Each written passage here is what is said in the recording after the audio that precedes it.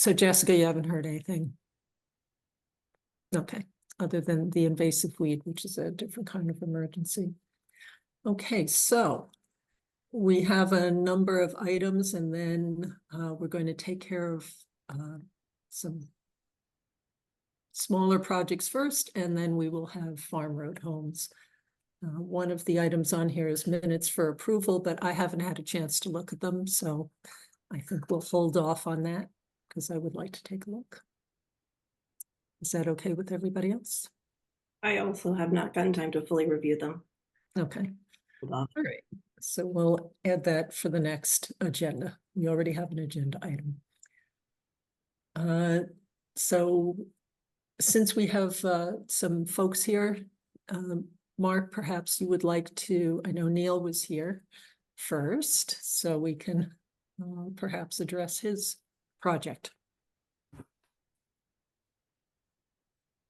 Sounds good. I had 6 Curve Street out because it was the first one that the engineer's here for that. But we can start with Neil and move along. Oh, I'm sorry, I didn't know that. Okay. Al Gal is the engineer for 6 Curve, but it's up to you. You Okay, can we'll take do it. that one next. Yep. Would you like me to screen share, or are you going to screen share? Oh, I was going to, but Go for it, Daryl, please. And while you're doing that, Daryl, just so you know, I saw someone here too for 17 Everett, the homeowner. So he's here as well. So we have people here for 43 Page Farm, 6 Curve, and 17 Everett. So Neil has requested that, and we've seen this before. He came in for a previous building permit, and he asked where he might be able to go with the 3-season porch. And that he wants to turn, as you can see, he's got it in red, considering converting this to a conditioned space. So it'd be considered 4 seasons or a room. With that said, there would be the need to have the basement room deed recorded because the house would be past its room count. This would be 1 room, the 4 season, the family is 2, the kitchen is 3, living room is 4. And I believe we counted, and this is the discussion we had before, down at the bottom of the kitchen is the dining area. I believe we counted that. And then upstairs you have the master bedroom and 3 other bedrooms. And that attic storage is unfinished as noted. So to go to a 10th room would require, if they are able to do it, a deed recorded basement room. So with that noted, the board usually will ask, and Neil, you can respond if the board so wishes, if the basement room is sub-level, and secondly, if that's the case, does it have a bulkhead or is it accessed by a walkout? So, Madam Chair, do you want Neil to present at this point? Yes, if he wants to Okay. describe things, and this isn't my computer since I'm trying to use one that functions better, but that means I'm not familiar with And point of order, just so the board knows, Diana has shown up, so as Frank. Hi, Diana. But she has shown up. Yes, if you could just say that you're present, Diana, that would be wonderful. Diana Hook present. Yeah. Okay, so yes, thank you, everybody. So as Mark articulated, we are thinking of converting that to a 4-season room, which would count in the room count. And currently what we just finished project-wise was a basement space that in my previous attendance at a meeting here, you determined was 1 room. It is not a walkout. It is below grade. It has no bathroom. The only way into and out of it is either from stairs from the first floor or out and through the garage. So, and you had ruled that was 1 room. So I was hoping to deed record that room to prevent it from being a bedroom, and therefore still stay with my 4-bedroom septic if we finish that 3-season porch. So that's what I'm here to get a determination on. And then if that's okay with everybody, then I would go ahead with a building permit and potentially for the work in the porch.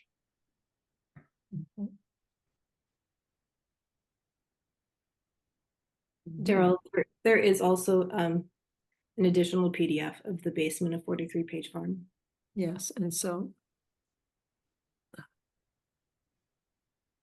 I'm surprised this. There it is. All right.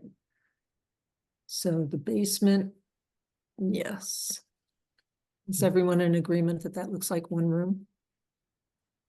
Yes. Yeah, I agree. Okay. Yep.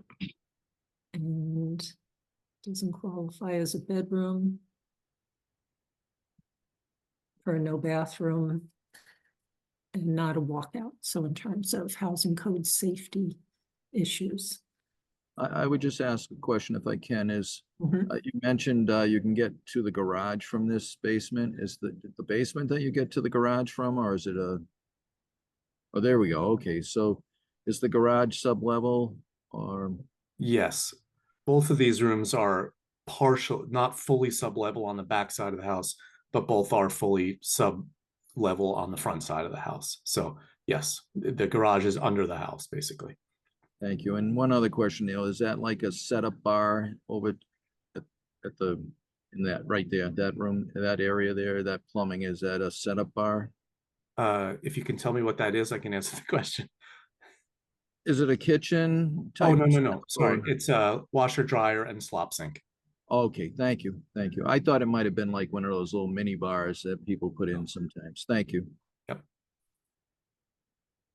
Okay. So back up, I guess, let's see, so we have one room here.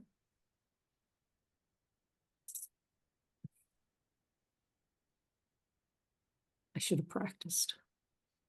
with this computer. Okay.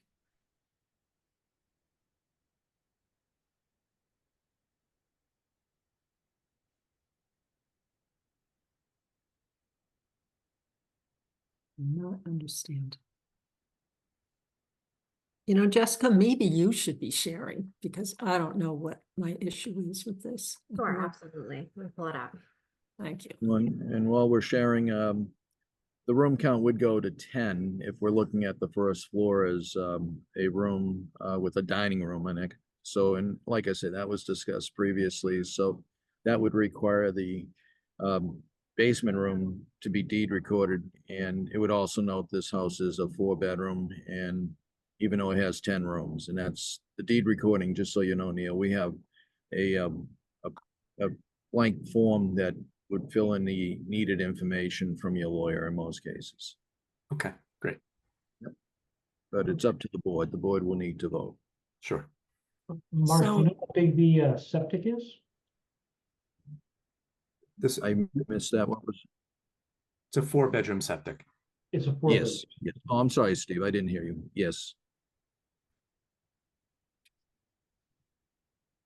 So we have 1, 2, 3, 4, 5, 6, 9, 10. So I count 10 rooms, Right. 9 So, rooms, and a 4-bedroom. all right. So I'm not seeing anything that's out of line with our deed recordings of basement rooms with provisions in the deed recording about not being able to add a bathroom or, you know, change it to the point where it would no longer meet or have the characteristics of what we consider to not qualify for a bedroom. Or a room, say, if you dug out the earth so that one could walk out and it had a wall of windows, that would also not qualify any longer. But does anyone have any other particular concerns about the layout? I don't. This looks pretty straightforward with what we've Yes. recorded before. Yes. And then any other kind of major, if the attic space was converted, that would just be a different project and to review at that time, if that was going to be pursued. So do we have a motion to allow Mark to approve the renovations subject to receipt of, well, actually, do we need more plans, Mark, for you? Well, there's a couple possibilities here. If Neil's not ready to do this project, it can wait. Okay, The vote stand. And when he's ready to do the project, then he would need to provide the deed recording prior to approval of the project Yes. as and- presented, Mhm. Yes, I agree with that. But in terms of any further documentation, if something comes through, do you have what you need? That I believe will happen during the building application process, and Okay. it will have to match what we saw tonight. Okay, all right, so then do we have a motion to authorize Mark to approve plans, provided that they meet the conditions that we've discussed here this evening? And that a deed recording has been received regarding the restriction on the basement room. So moved. Seconded. Any other discussion? Hearing none? And Steve, you can start. Steve Constantine, aye. Julie Dreyfus, aye. Diana Hook, aye. And Daryl Beardsley, aye. Okay, thank you. And Neil, do you want to get the deed recording language sooner than later? Yeah, I think I'm going to go forward with that because once I was waiting on this meeting, and then now that I've gotten the approval, I think we're going to go forward. So yeah, that would be helpful. Okay, And then if you don't mind me asking a quick question, in terms of the building permit, because the last time we did a building permit, the building permit sort of came first, then it was triggered with a discussion with you folks about the room count, and we're sort of doing it in reverse order. So I don't need to come back to you. I just have the building permit. As long as I have the deed recording, Mark, you can go ahead and approve it, correct? Yes, once that deed recording's in, a new building application will come in showing you want to modify the three-season porch. And I will be involved with that as well. We have a section, the Board of Health section would be approved if you already have your deed recording completed. Okay, fantastic. All right. Thank you. Thank you, everybody. Appreciate it. very welcome. All right. Okay, Mark, so you noted that, is it Al who was here for a project? Ollie, yep, there you are. Hi, Al. I'm here. Good evening. Actually, I never saw you before, but nice to meet you. We've chatted. Yes. Alan has presented a plan to us for 6 Curve Street, and it's to take a septic tank / fast system that's within it and move it further out because there's going to be an addition to the house and it would interfere with the present septic tank / fast system. So with that said, a plan has been provided. Information is all in good order. And I was going to recommend to the board that this be approved conditional to, obviously, as-built that is noted on the plan, but also the company that sells the fast system, the biofast system, is J&JR Sales. So they would also need to, and it's noted on the plan, certify the change of this fast system to make sure it didn't get damaged through the process. And there may be the chance if it does, they'd have to replace it with an entire new fast system that's built within the tank. But at this present time, I'm recommending to the board if the plan is noted be approved. Okay, and so are there any special things that have to happen regarding moving the system? Indeed, the old septic tank is, if the intent is to pick it up and move it further out, as you'll see on the left side of the plan here, the tank is right there. There's the old tank in a lighter color. Then the new tank is further out by about 10 feet. And it also outlines the new addition to the house. So they will be making sure the pipe coming out of the house will be a straight pipe. It's going to be on an angle, but it'll be a straight pipe to the tank, the new septic tank / fast system. And the inverts all are compliant as well. And they will need to make sure the fast system is properly operating after it's been moved. Okay. Does anyone have any questions for Mark or for Al? I'm just curious as to how do you move a whole septic? Yeah, the tank. It's only the tank, not the leaching field, but still, Okay. that's a very good question, Diane. That gets because dug up it and, yeah, it gets dug up and it can get damaged. well, yeah. I could expand on that question. Typically, the tank would be well, the piping would be disconnected first and the tank would be pumped out. And then it would be hoisted up, basically lifted, an excavation, and would just be relocated. A new bed of crushed stone would be set in the new location, and then the tank would just sit on the new location, and then a pipe reconnected. Mark, do you know the age of the tank?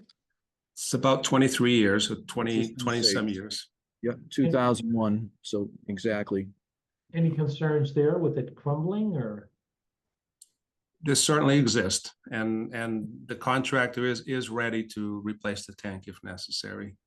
Okay, Yeah, so if it does fall apart, you would just treat it like a regular decommissioning of the tank, take it out of there and put a new one in. Exactly. Yeah, that's correct. And I believe Al's got them ready for that, just in case, because this will be my first time ever that I've seen a tank picked up and moved to another location. In most cases, the tanks are decommissioned, but because it's the vast system inside the tank, I'm sure they want to preserve that. If worse comes to worse, if they can't, they will need to put in a new tank that has the fast system installed within it, and that would be a new fast system as well. So it'll be an interesting scenario to see how it all works out. Once the tank is out, does it need to be inspected? Who's gonna take a look at it to make sure it's in good shape still, or? I believe Al and I will be called out for that to make sure it's leak-proof, and if it needs any resealing, this is going to be a very interesting job. So yes, Al and I will need to certify that. Well, Al certifies, I approve, but Al will need to go out to make sure that tank is leak-proof and nothing's been damaged through the process. Okay, so aside from an approval, is there any other special condition we need to make? The this- recertification of the fast system, I would add to that approval. Okay. Okay, so do we have a motion to approve the plans, conditional to documentation regarding the recertification of the fast system? So moved. Seconded. Any other discussion? Hearing none? Steve Constantine, aye. Julie Dreyfus, aye. Diana Hook, aye. Daryl Beardsley, aye. Hey, Mark, who's up next? I would say, thank you, Al. Have a good night. And keep in Thank you. touch, Al. Let me know when they're going to start so we can coordinate our inspections. Thank you very much. Definitely. Thank you. You're welcome. I saw Ed Paturzo. Yes, Showed up he's on. kind of soon. Ed's well, he owns 17 Everett. I don't know if anyone's here for 1 Knollcrest, but I saw Ed very early in the meeting, so. how you Yes, he doing, Ed? was. So I would ask that I be able to present his property, which is 17 Everett. I'm here, Mark. Hello, everyone. Thank you. And the engineer is Rob Truax. He was in a situation where he texted me today to say he could not attend the meeting. So what we have here in the assessors record show this is a 5-room, 2-bedroom house. They went out and did some soil testing to repair the septic system. And when they went to do that, they basically found some very good material that's conducive to not requiring any waivers, both at the state and local level. So with that said, they designed it. As you can see, the leaching area is way in the back, soil absorption system, and the tank's out a little ways. And the tank is 50 feet from the foundation. If you look at the dead center, there's a longer line to the septic tank, but the actual tank is 50 feet from the dwelling as we require. So that's okay. The other thing I would note is that they are going to 5 bedrooms, which they're allowed to do because this septic system meets all new requirements, both locally and at the state level. So with that noted, if there's any questions, I'd be glad to answer them. Again, this looks rather straightforward to me. Anybody else have questions? Since it's compliant with our regulations, also. And Ed, you're planning to renovate the existing facility? You're not planning to build a new house here, which you could if you wanted to, but your present plan is to renovate what's there? That's correct, Mark. Okay, thank you. Okay, well, hearing no With that, questions. Oh, with sorry. that said, I'm sorry, Daryl. Just so you know, you go through a building permit process. And this would, because it's an existing facility, the septic system would go in first. And then you would get your building permit to do the work. So the septic comes first because this is considered, it's awkward, but it's a repair that's meeting all requirements. So that's how that would work. Unless you need to ask for something from the board, if it's in the middle of winter or something, they might give you provisional approval and so forth. But you're planning to do this right away. You got some hopefully good weather coming up till December. So, but that's how it would work. This goes in first and then the new house goes up. And that assures us that the house doesn't go, or gets renovated, and not you, but the house could get renovated and the septic system could be put on hold. That's why we require the septic system to go in first. Thank you, Darryl. And is there a garbage grinder No. with the plan? Okay, so then, They're gonna, yeah, I'm sorry, let me open up the plan. There is a requirement for a deed recording on the garbage grinder. Thank you, Darryl. So they've asked that they get a deed recorded for so when, I would recommend to the board that this be approved conditional to a deed recording prohibiting the garbage disposal. Thank you, Darryl. Almost forgot about that. okay, so do we have a motion to approve the plan subject to receipt of a garbage grinder deed restriction? So moved. Seconded. Okay, any other discussion? Hearing none? Steve Constantine, aye. Julie Dreyfus, aye. Diana Hook, aye. Darrell Beardsley, aye. Okay, Mark. Thank you, Ed, and good luck with your project and. Yes, Ed, good luck. Thank follow you. up Thanks if very you have much. any questions. Ed was very happy to know we were meeting this today versus waiting till July. So good luck, Ed. Keep in touch. Yes, I was. Any questions, feel free to call. Thank All you. right, very good. Thank you all. So the next one, I don't know if anyone's here for One Knollcrest. And One Knollcrest, this plan had been approved prior, but it expired. So they had to get a new plan in, and it's been submitted, reviewed. Rob Truax is the engineer, and as I noted for the previous discussion, he can't be here tonight. But this plan goes back a ways. They did the soil testing back in 2003.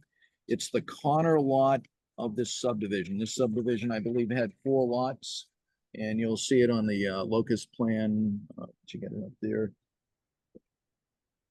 And in another area in town where there's gravel. So, but they meet all their distance requirements. They will be getting a renewal. They designed this septic system for a garbage grinder. So they can have a garbage grinder if they so wish. It's designed for 7 bedrooms. But when you have a gravelly soil, the system isn't as large. So they were able to design it. And I asked the engineer, would they be willing to consider a garbage grinder prohibition deed recording? And he said, no, we're going to go with the same plan. So this is a 7-bedroom septic system design. They also will need the well approved. It's a proposed well that never got drilled. That's part of this application. So the board will be approving, if you so wish, the septic system and the proposed septic system and the proposed well. Okay. Does anyone have any questions on this? And that could include anyone who's attending the meeting, especially if you're in a butter. So again, if it meets all of our regulations, it certainly is Yes, it does. It meets a new save for construction. discussion.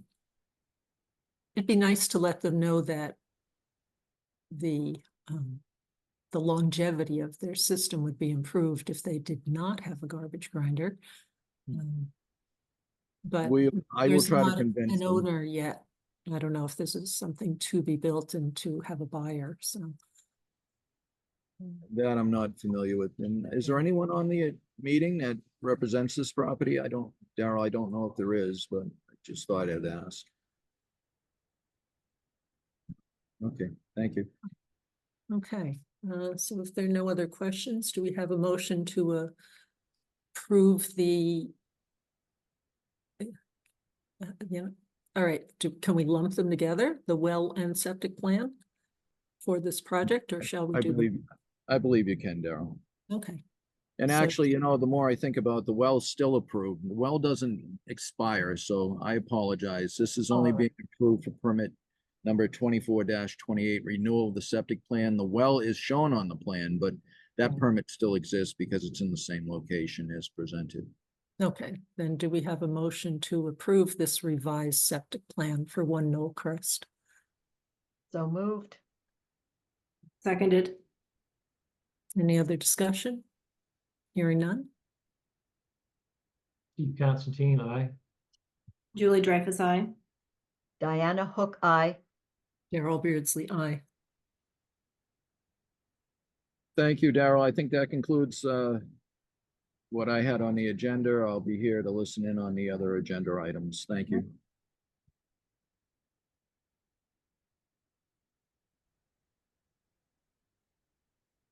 Okay, maybe we'll wait for the health administrator's business. Or is that quick, do you think, Jessica? Quick, 5 minutes. Okay. Actually, might be interesting for people to hear while we've got a captive crowd, so. Sure, absolutely. What was the first agenda item, Daryl? Remind me. The first one was update on draft of revised tobacco regulations. Okay, so we're moving right along. Tom Curran and myself have taken this on. We're working with a colleague of mine, Sarah McColgan. She works for the state, and she is the tobacco regulations guru, as I like to call it. I'm just going to share my screen really quickly. In future meetings, when we have more time in depth for the board to review these regulation changes, I would just like to show what I'm talking about.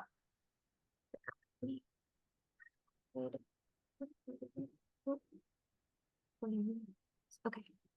So basically, to revise the regulations, to reflect the changes from 2019, the state's Public Health Council approved new regulations that restrict the sale of nicotine vaping and flavored vaping and tobacco products. The action allows the legislature passing and Governor Charlie Baker signing into law an act modernizing tobacco control, and that provides Massachusetts Department of Public Health with additional authority to regulate the access to tobacco and electronic nicotine delivery systems, including vapes. So the 3 big laws in place effective immediately in 2019 are that retail stores licensed to sell tobacco products, such as convenience stores, gas stations, and other retail outlets, are restricted to the sale of non-flavored nicotine products with a nicotine content of 35 milligrams per milliliter or less. The sale of non-flavored nicotine vaping products is restricted to licensed adult-only retail tobacco stores and smoking bars, if those still exist anymore. And the sale of consumption of all flavored nicotine vaping products may only occur within licensed smoking bars. There are some additional language changes to the regulations. We were given a sample checklist here to fill out what we wanted to include with our regulation.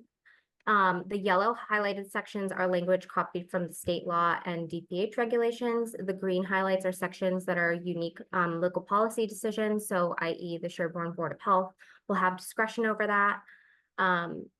Here is a copy of the regulation that has been drafted up, in which I would like for the board to plan on reviewing some point in the near future. You can see the language changes here highlighted in green and yellow. I think this is going to be a very interesting regulation to keep up with, given that there are several new sort of things coming down the pike. I know that a community on our shared services group, Needham, is actually moving towards a nicotine-free community entirely. Not sure if that's going to be applicable to Sherborn, but it'll be interesting to see how that plays out. Let me see. So I have a quick question on this. Go ahead. Maybe not a quick, or maybe not even an easy question. Our regulations, when we updated them in 2014, we prohibited flavored nicotine delivery, so to try and capture sort of everything under one umbrella. And we didn't have a concentration kind of set for it. So would these regulations be less restrictive? And or would we not necessarily adopt all parts of it? We don't necessarily need to adopt all parts of it, but the ones that we do adopt have to be compliant with the state's regulations as well. So we're just making sure that we're in complete alignment with that language. Okay, so the state has a regulation, but are looking for each municipality to implement Correct, as opposed to regulating at the state level. correct. Okay. Those were the changes reflected in green. Hmm. And you'll have a chance to look at that more in depth soon. The next item on the agenda is the intermunicipality agreement. That is required by our shared services arrangement. We do it every year when a new fiscal year, a new budget comes up. We have a new proposed work plan that has different types of quarterly reporting requirements. Are the shared services leaders of our group. It's Dover, Needham, Medfield, and Sherborn again. So in case people don't know what an intermunicipality agreement is, it's essentially a form of regionalization where a compact or agreement is created by two or more units, cities. It's a contractual relationship, and we essentially look to share services and resources under that agreement. Also with this work plan is the finance component, which is the budget. We decide what our needs are, and we meet the objectives of the public health excellence grant. That is highlighted in the work plan posted to the state website. If anybody would like additional information, I would be happy to share that with you. We are working on getting that signed for fiscal year 2025. We were hoping to have a copy of that this week after our last shared services meeting, but that is still incoming. Anything you'd like to add, Daryl? No, I think that pretty much covers it. We've been working on getting this agreement set up, which is not entirely unlike, I guess, what fire departments do as well for sharing services and resources. And we are one of the latter groups in the state to be formed for shared services. So we benefit from the fact that others have gone ahead of us and have identified a lot of different mechanisms and preferred language and the like. But each town usually has something that they need to tweak to meet the needs of their town. And so that's what's been worked out for a while now, number of months. And I'm particularly excited about this initiative too. And I'll keep periodically updating everybody who's interested, but there's such a strong public health education component and the sharing of ideas to really streamline public health. And it's been very interesting. Sherborn has had a long history with being involved with also the Public Health Emergency Preparedness Coalition Region 4AB. It's a merged group of, I believe, 45 communities, and we all work together to respond to public health emergencies, sharing of supplies. We had a really great refresher conference 2 weeks ago that I attended, great speakers, very, very informative. And I was also recently elected to sit as an executive committee member representing Sherborn. So given the fact that Sherborn has some very unique quirks about it, I think it would be great for us to have more visibility and to be able to converse with other communities and also share a lot more about Sherborn and what we have going on, particularly as it relates to wells, septics, and groundwater protection. So I'm looking forward to sharing more information with you all as that trickles out. That was way longer than 5 minutes. All right, does anyone have any questions about those topics for Jessica or related? Okay, I think then we have, Daryl, we oh, forgot. wait, we still Jackson had, Road. yes, 20 Jackson Road. Yes, we didn't do the pool cabana.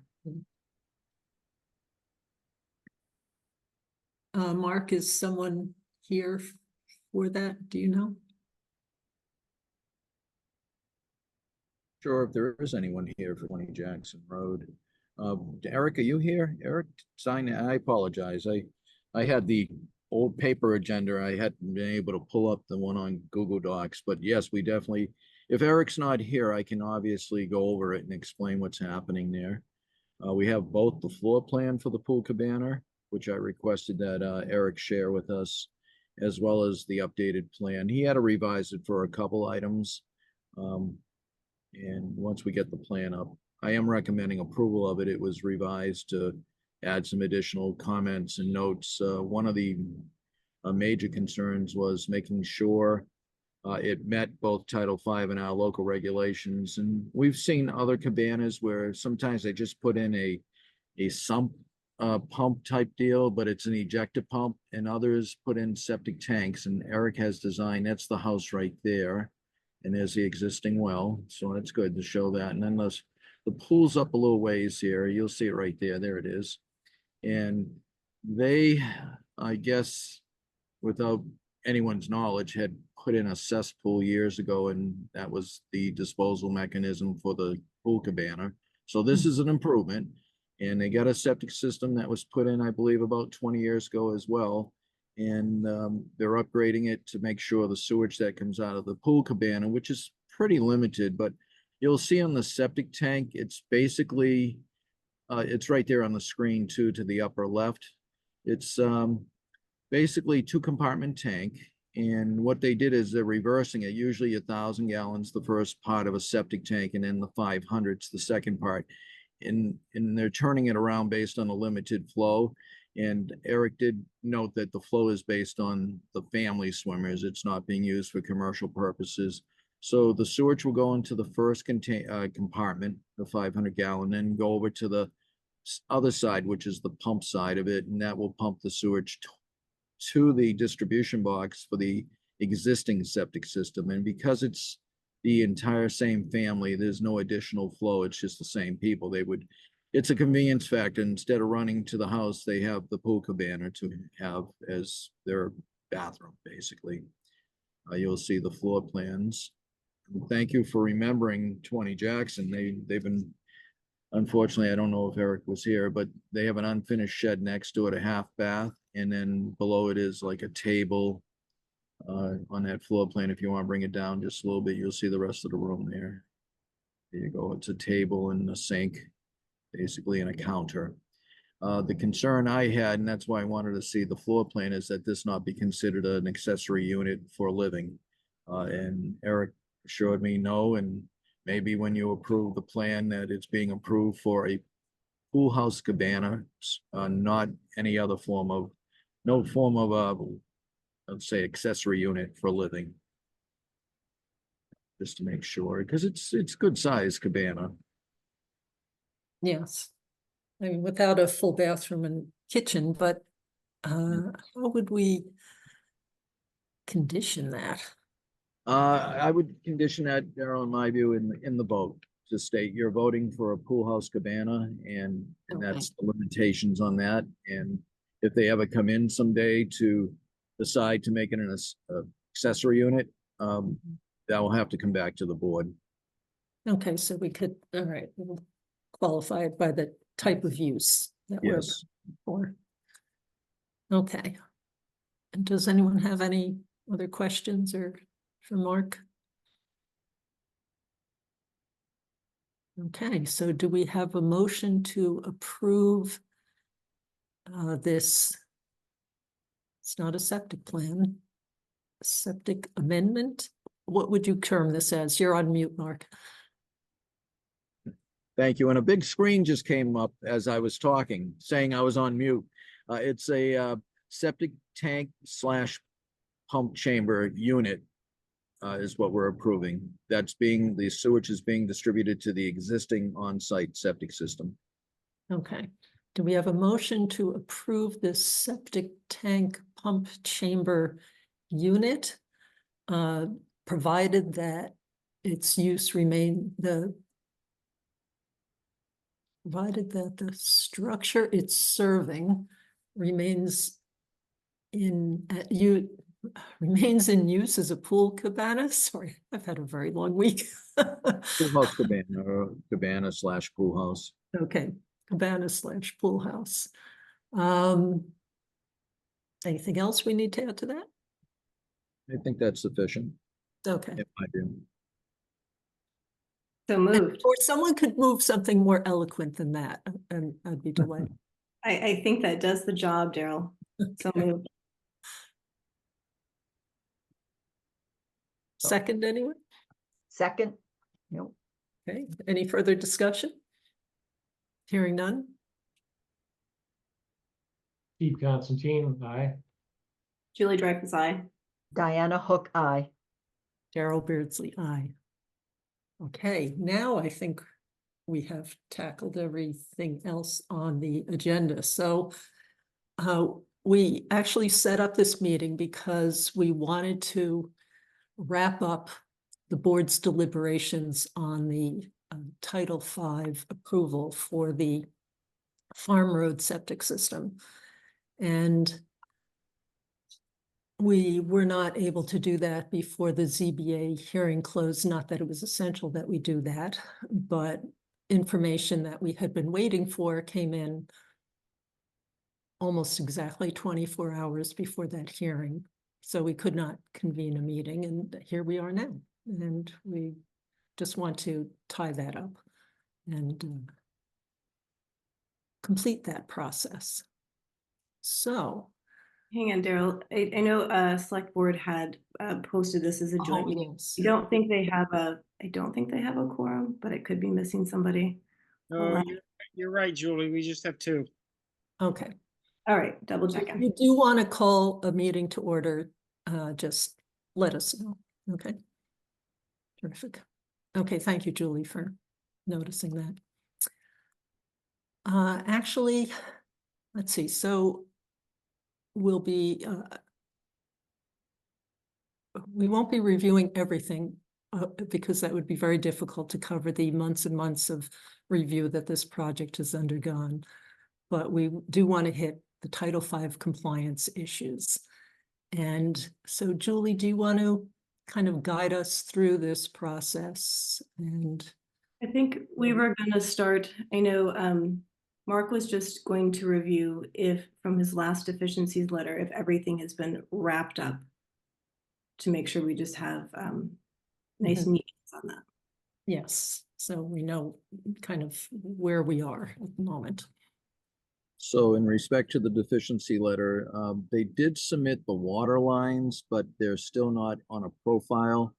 I would ask, based on the amount of water lines and so forth, that, and it could be done during the project, that we get a more precise location of the water lines. I know there's been some concern that there could be some ledge up in the areas of some of the homes on the top part there, and if that's the case, that could change the water line locations. The reason we need to know where the water lines are, it's also in respect to the sewer lines. In Title V, there's a requirement that if you need to cross over a water line with a sewer line, there's certain specifications that need to take place and certain tests of the pipes that need to take place. So that still is pending. And the lines are kind of all scrambled on the plan. If you enlarge it, you'll see it's the blue line. So that's still pending. As the board knows too, we were reviewing the septic system and requested a profile of the septic system, a groundwater profile, and that's still pending as well. There's some other issues that the board will be reviewing tonight, I believe, in respect to the soil evaluation, the wells, and whatever else the board would like to bring up. But those are some of the pending items from the list that we had sent, the deficiency list that was sent out. Okay, and so I could imagine that for understanding where the sewer lines are, that as you pointed out, there's suspected to be a fair amount of ledge on this property. So as development advances, it's possible that conditions that weren't exactly anticipated might be encountered and call for adjustments to plans.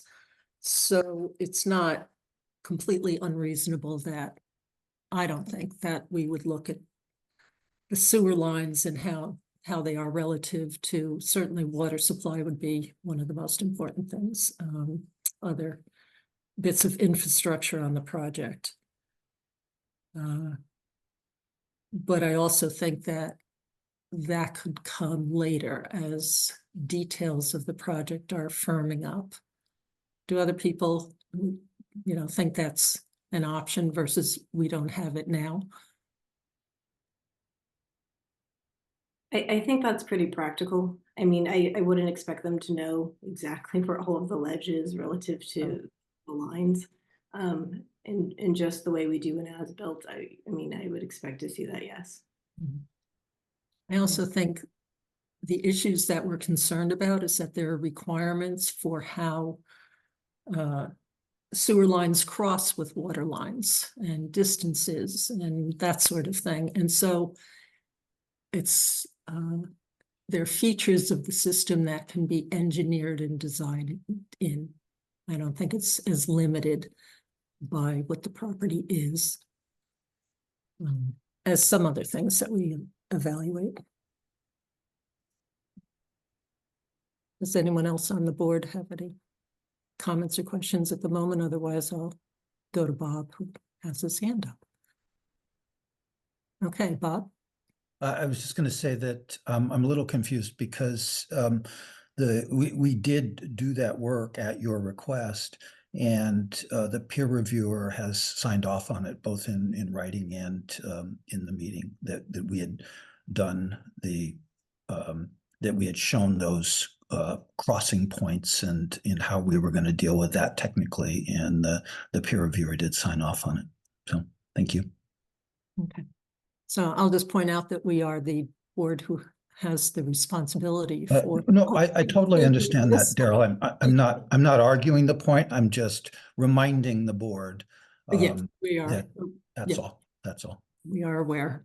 And I think what we're concerned about is not just generalized information, but as it goes along, all the crossings, and are they all compliant? So it's, yeah, there's a template for how it would be done, but there's also the execution of it. Okay, again, anyone on the board? Not? Brian. Hi, Brian Moore, 49 Farm Road. As near as I can tell, the ZBA, the 40B process that has moved forward at this point is currently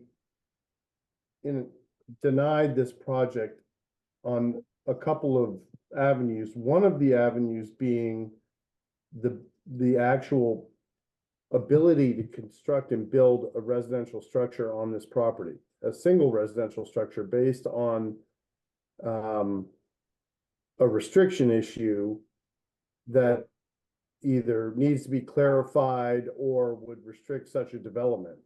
So I as a former, volunteer elected official in town, I'm concerned that the board members are spending a lot of time and effort critiquing and evaluating something which might not legally ever get to be built. And I was wondering if there's a way, if you're bound to complete this process because of the 40B fact, or whether this is something that,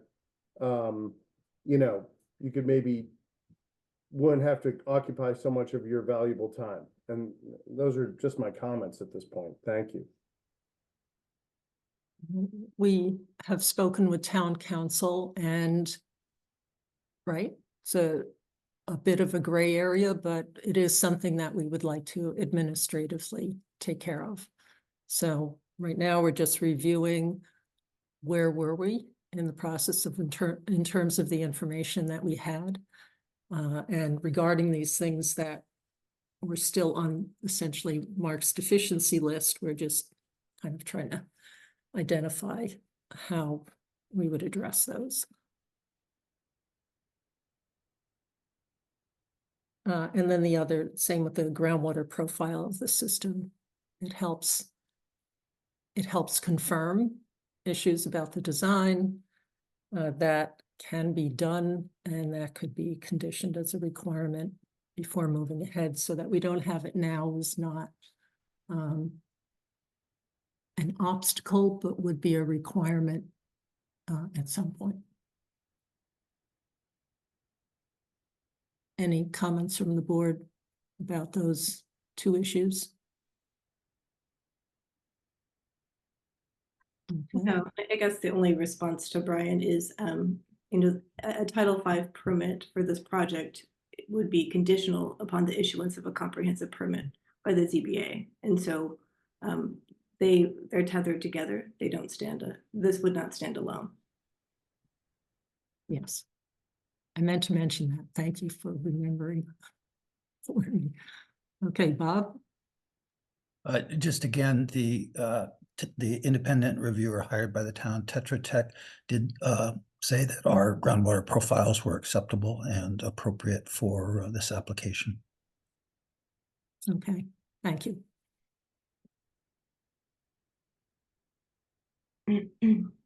Should we go to the provisional use? Yes. I don't know if we should go through all of the details of the provisional use. I think it kind of depends on how much in detail the board wants to talk about it, or if everyone feels if they've read through the approval from DEP, if we want to just troubleshoot and ask questions or discuss it. Kind of, I can't see the rest of the board for some reason, so I can't see everyone's face to see what. That's a Looks question. eager to venture into the provisional use. So somewhat of a complicated area. It is an interesting effort by Mass DEP to have a chance to vet new innovative alternative technologies that offer additional levels of treatment. Again, not to be confused with across the board treatment of all contaminants in wastewaters. They're usually pretty targeted and usually to nitrogen reduction, which is in septic effluent streams that don't contain also the myriad of other chemicals that we might use. That is one of the contaminants, a big concern, but doesn't cover volatile organics and the like. In any case, as part of their program, it is approved, but it is it is still up to the local approving authority about certain details of how it might be implemented. And also there's, I'll switch over to a more positive vein, which would be even to implement it, there's a great deal of responsibility for the local Board of Health to review that it is being done appropriately and being carried out. There are a lot of controls also at the state level, which is good. There's a lot of responsibility placed on the manufacturer of the systems to perform a lot of the testing and what have you early on, but that testing ends pretty much after 3 years. There are lots of nuances to that according to DEP. If things are noted as being problematic, it might extend the requirements for testing. So it's not a simple topic, basically. A lot of different elements and some variability because it is all about stepping into a new area of septic design and application. And with that also carries some risks for the future homeowners.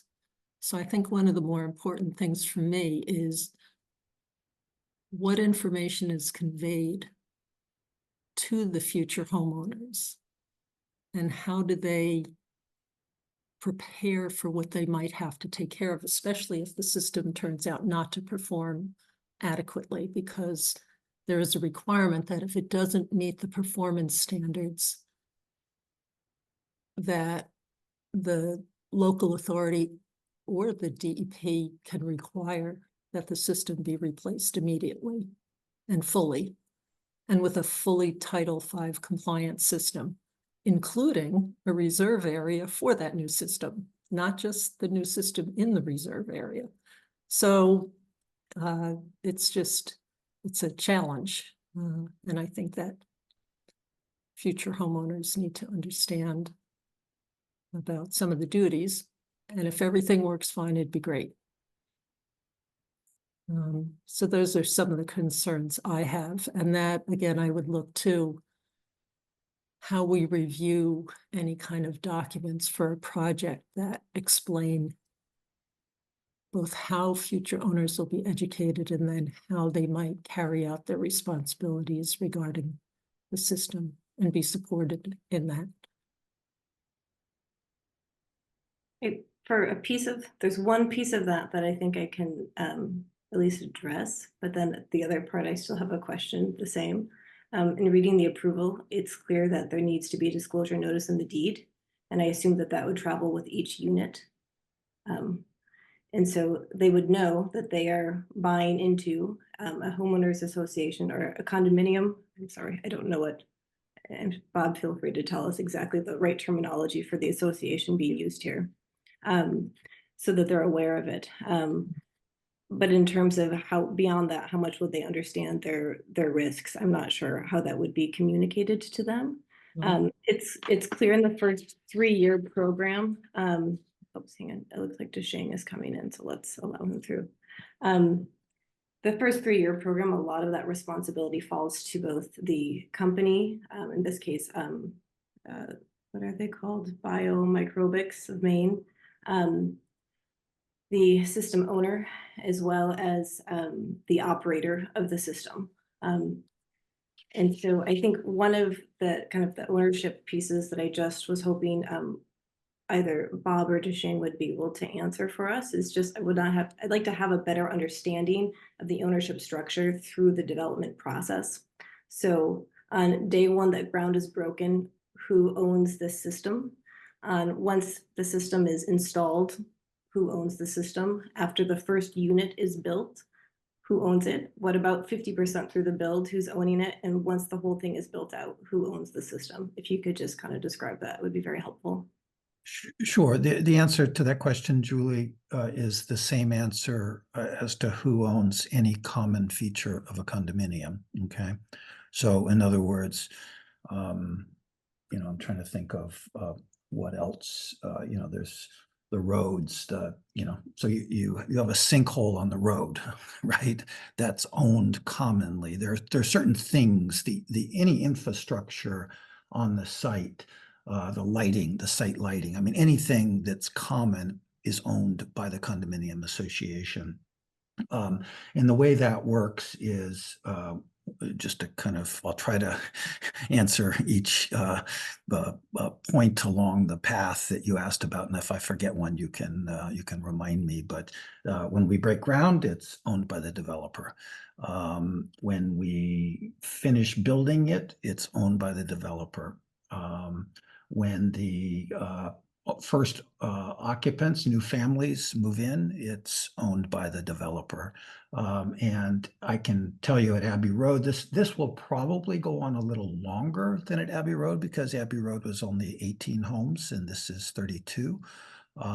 But so therefore I would expect that the timeline will be longer. At Abbey Road, we ended up turning over the condominium association about 1.5 years after our first families moved in.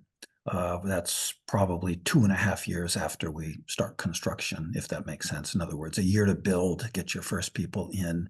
And at Abbey Road, it was 1 year and change. And it'll, like I said, I can't predict because it has to do with the number of families. Once it becomes kind of a mostly owners and the developer only owns 1 or 2 units or something, then the developer legally, that's a legal point in time where he or she turns it over to the new community and to the condominium association. For the first 1.5 years, kind of all things in a condominium are kind of the developer runs the show. Which is, in my experience of having done it at Abbey Road, makes a lot of sense because the new folks are just kind of getting their feet on the ground. And, I worked very closely with all the folks at Abbey Road for that 1.5 years to kind of get them up to speed on what they needed to know on the infrastructure. And I felt like that timeline worked pretty well. And so I hope that answers your question. So I think I'm trying to understand that too, that inflection point when it turns over to the Sure. homeowner association relative to that 3-year evaluation period. Would that be, I mean, it sounds like if it's going to be longer than Abbey Road, which makes sense because Yeah. it's closed. Is it likely then that evaluation period would be owned by the developer, and it's only after it leaves that 3-year evaluation period that it is going to be turned over to the homeowners association? Well, I mean, I guess I would say, Julie, that none of this is, this can be set up. So to the extent you feel as a board, and, I don't have my attorney here tonight. Unfortunately, he has had catastrophic internet interruption, so he's not able to join. I was hoping he would join for just this type of question, not to make this any more adversarial than it already is, but to answer our questions, right? But what I would say is that, if you want to say that the developer has to be responsible for making sure that septic system works for those 3 years, I'll accept that responsibility. I'm not afraid to accept that responsibility. I hear your concerns, but this was approved by the state, more than a decade ago, and has been in use around the state. And do things break or not work? Yeah, they do, of course. But I am plenty comfortable putting my financial resources behind the operation of that system for the first 3 years. I don't have an issue with that if you want to make that a condition. Is that helpful? Well, that first part's it's a little bit helpful. I mean, I think we know that there's a monthly testing that happens in that first 3 years. I think Well, that- I'm not saying, I'm sorry, Julie, to interrupt, but understand that there's once families start to move in, they pay into a condominium, common fund, right? They make condominium monthly payments. The developer covers the payments on the units that the developer owns, and the families pay on their own place.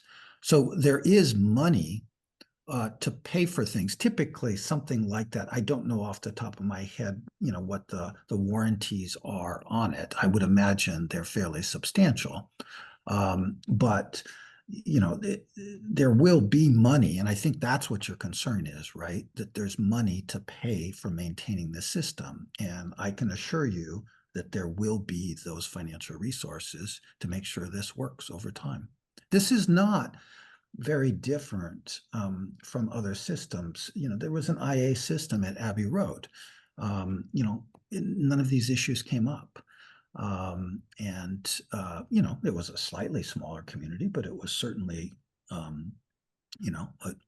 18-unit multifamily community.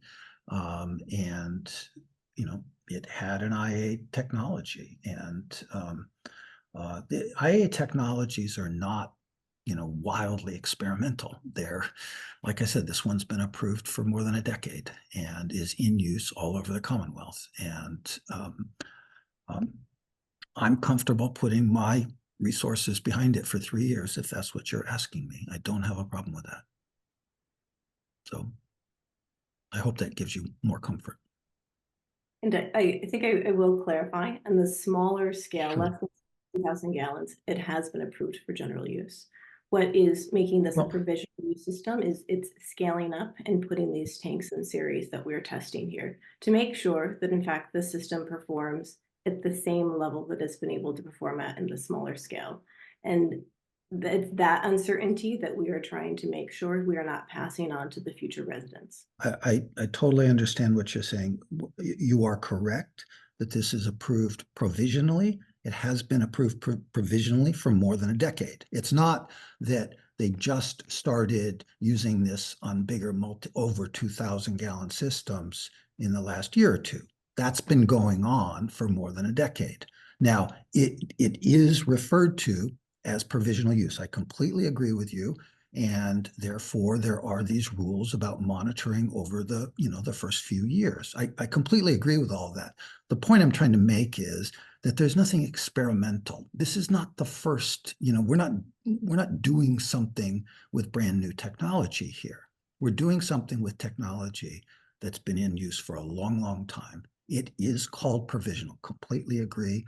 There is testing and monitoring that's required.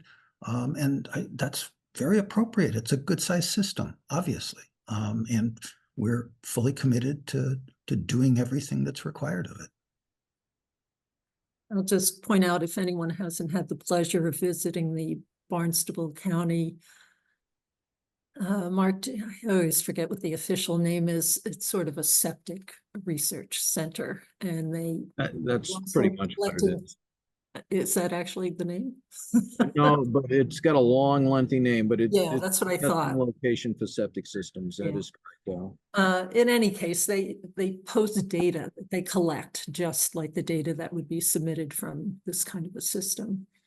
And one of the things that's striking is that systems have the same type of technology can have wildly different outcomes in effluent quality. And that depends on a lot of factors. Exactly who are the users and what are they putting, down the drain kind of thing. What are the soils like? So there's some element of risk to a lot of septic systems, and care is important. So going back to the idea of the condominium association, which helps because that offers some kind of structure. But to my knowledge, Daryl, clear that's to my knowledge, that's the structure that's been used for every multifamily development in Sherborn. I'm not challenging that. Forever. That's not where I'm headed with this.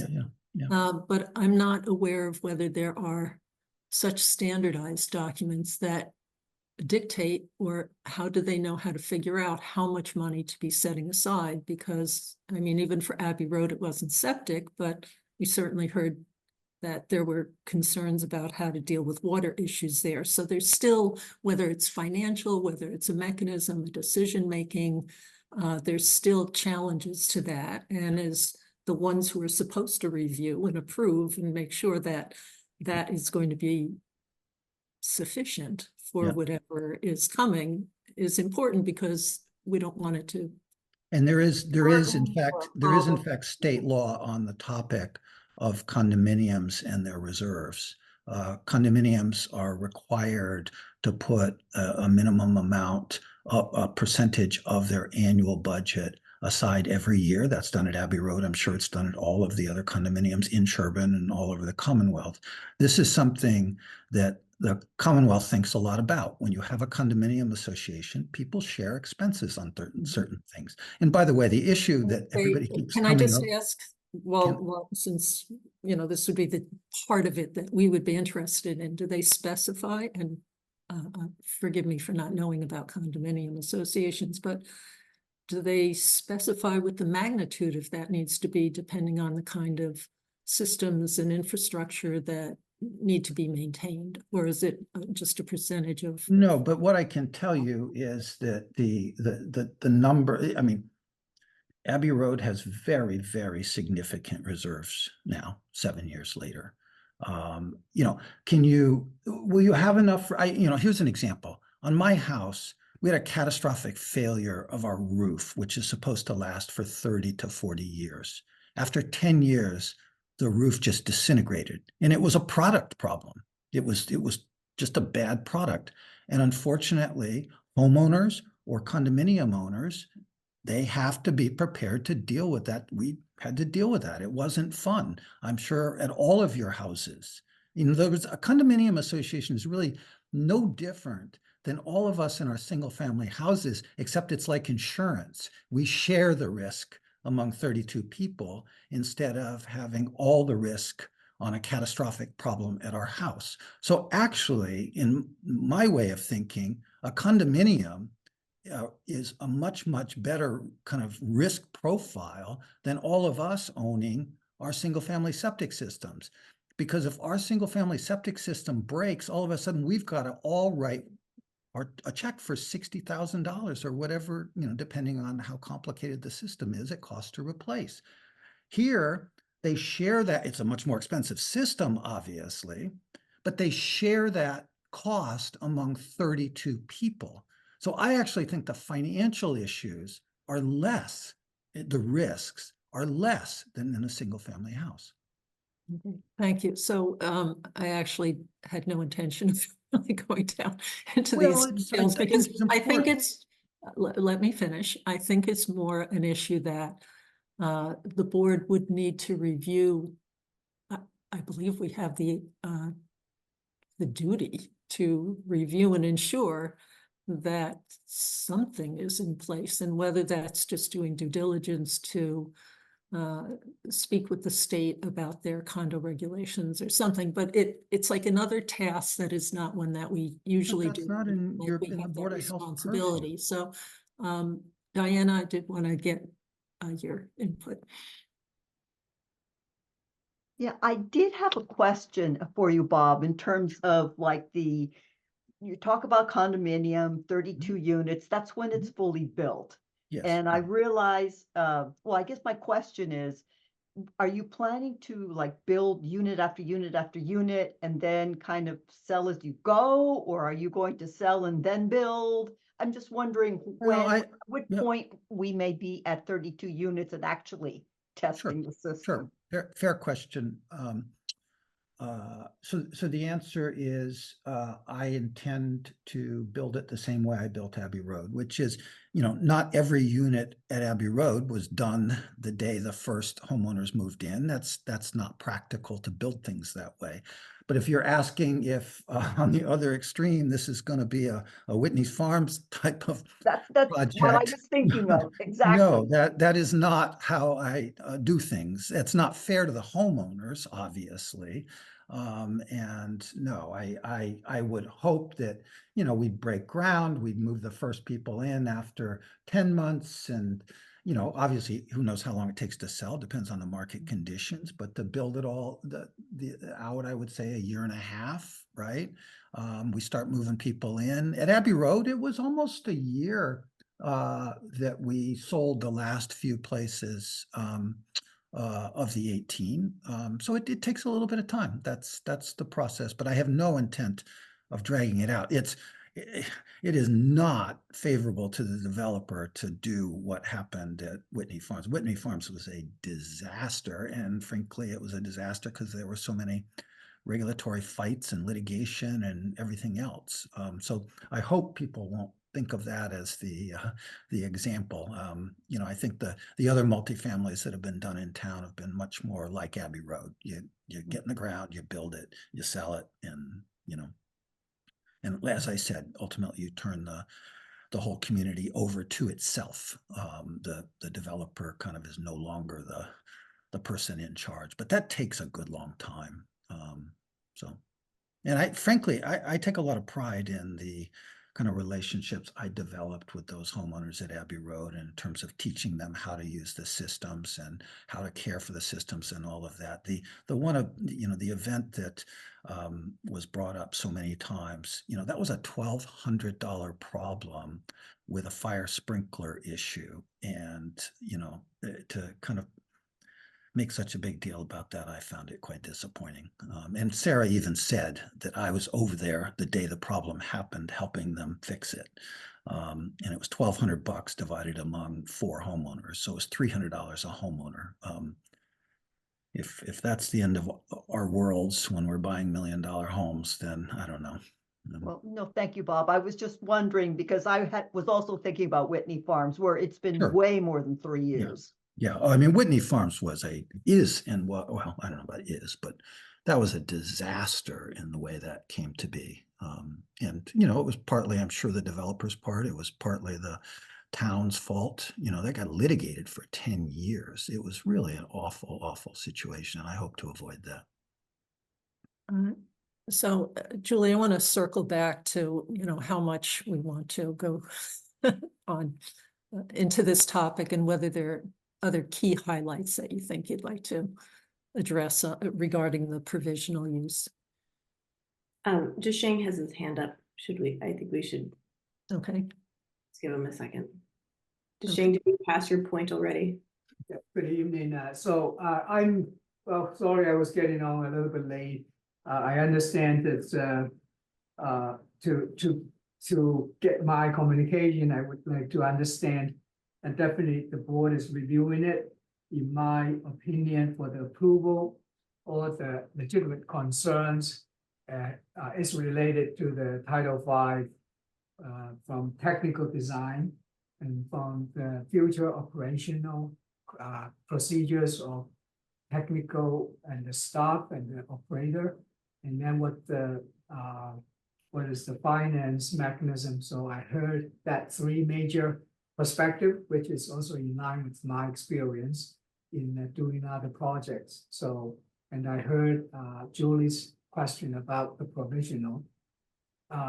Rather than just answering the question, I have been to the Bastable Testing Center many times. I know the previous director, and I even took some delegates from different countries visiting there, discussing all kinds of issues. And it's very always be educational and experience. So I would like to, since I'm a design engineer, I would like to be focused on the technical perspective to help hopefully communication. I think at this stage, we are in the final stage after we've gone through all the technicals and the data reviews. And first, I would like to say from my experience in designing the whole system, and so Mark can chip it in. So we find the sweet spot, technically, I believe, on the entire property. In my technical perspective, that valley based on all the groundwater flows and the depths to groundwater and soil perk rate, all that, it's the best spot with the minimal impact possible to the surrounding and abutting properties. And because of the situation sitting downgrading of all on-site drinking water wells and the parallel or a little bit parallel gradient from the abutting properties, and then to a big vast wetland system, which is providing additional protection and treatment. And secondly, this system was designed with the pressure dosing, which means it's have much better distribution. So for regular single-family house systems by gravity, they won't be able to distribute it, the wastewater over the fields uniform. Therefore, the treatment is kind of can be very uncontrollable or unpredictable. So, but for this system, with the pressure distribution, and we have three pumps, so good size pumps, and going into three equal size of fields. And they depend on, from my experience, the actual flow normally coming about half of design flow, even when a full build up for condominiums from other projects. So this one have lots of that kind of protection, so you can shift into two fields, it still will work if anything really happened, which I don't predict, and I haven't really run into that, except the one field I know in Southborough had some issue due to the, as Daryl discussed, for the effluent, so quality, because impact by the people in the community, how they use their system, what they flush down to the sewer. So which we I don't want to go down deep, but we all know that since we all in this field. So from the distribution and the quality, general quality control assurance perspective, the pressure dosing is much better compared with the single family house. And then thirdly, so the IA system is called a septic tech. And I understand at this stage, because of the assembling or the formality of the technology, it's granted provisional use, but its same train, like 4.5 system, have been general use. So this is just, you put like a Elon Musk, his car was assembled with many little batteries. you say, oh, yeah, okay, well, so you put it in a big pack, it may not work. So, yeah, there's definitely have lots of the construction connections and to make sure, but this is not that high tech. I can tell you that the core technology is called a fixed film, trickle filtering. So it's going to the media and the box and so will form on the media, which will nitrify and denitrify the nitrogen in that concrete box. So again, there's a fiberglass box or some other technology I have been used, like BioClear. And so this system is basically putting in a heavy duty concrete box. So that one don't have that much. After it's installed, you almost don't have to do much. So that's some kind of assurance I feel. And for the operation, down the road, you will have state licensed operator stay on this, basically for its lifetime. And as far as the first months, I think the titular usually will be concerned is about, do you need a minimum starting flow? Because if you don't have enough flow, and what you will need to do. And normally I know the manufacturer also provide 2-year labor and parts warranty. So we haven't getting into that stage with this manufacturer, and I know at minimum 1, but sometimes I think normally it's 2-year warranty. So within 2 years, if all the homes was built, then the board will really get a very good idea about the technical performance. So 19 milligrams per liter, that's what we designed for. So that's not it's not something we cannot predict or we don't know, but it's from the testing center or from the manufacturer that's already have a record to show. So that's what technically what I'm trying to say. The operation, as I said, is from licensed operator from the state, and the finance I think Bob covered very well. So, okay, so that's what I'm trying to hopefully will help a little with the board to understand the systems, like in the bells and whistles is definitely it's a low rated maintenance, as we already earlier provided a technical review, and from the manufacturer this system is a very low maintenance requirement. So, but we do need to provide probably it's not bad idea, not just for here, for the entire community. People need to know what to do with their septic system. It happen to be, I have a septic system for my own house. Shang, I yes. want to interrupt you a bit, sorry, but I think we have other things to cover. The board has read through the Septitech information and we have covered a lot of these issues before. What we've been trying to catch here tonight are the very few items that were either outstanding or are things that we think would need to be addressed in the future. Just as we talked about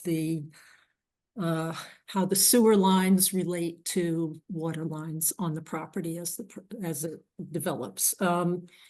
So, and then the arrangements that would be set up within the condominium association, and how all that plays out. And that might take some time, and I don't think that's as formulaic yet as some of, for example, what Mass DEP has established for what happens with PWSs and what have you, but we could learn from that. Okay, so I'm gonna circle back if that's okay to Shang, but we could. Sure, if I may just answer quickly about because I haven't heard the question, so about the positioning, the sewer line and the water line. Actually, during the review, I believe the peer reviewer requested we provided the detailed requirements as far as the separation between water and the sewer. I know we went over what our concern was earlier in the meeting, and maybe you weren't here. I did notice if you were not here at that point. It's a nuance on that.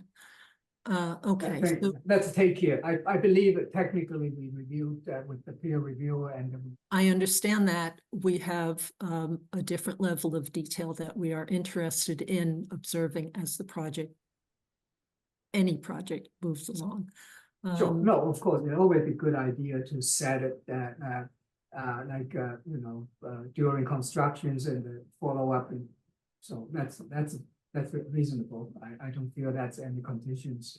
Right, and we weren't viewing it as something that could even be done now anyway, for practical reasons of just the kinds of shifts that occur in plans as projects develop because things are encountered along the way.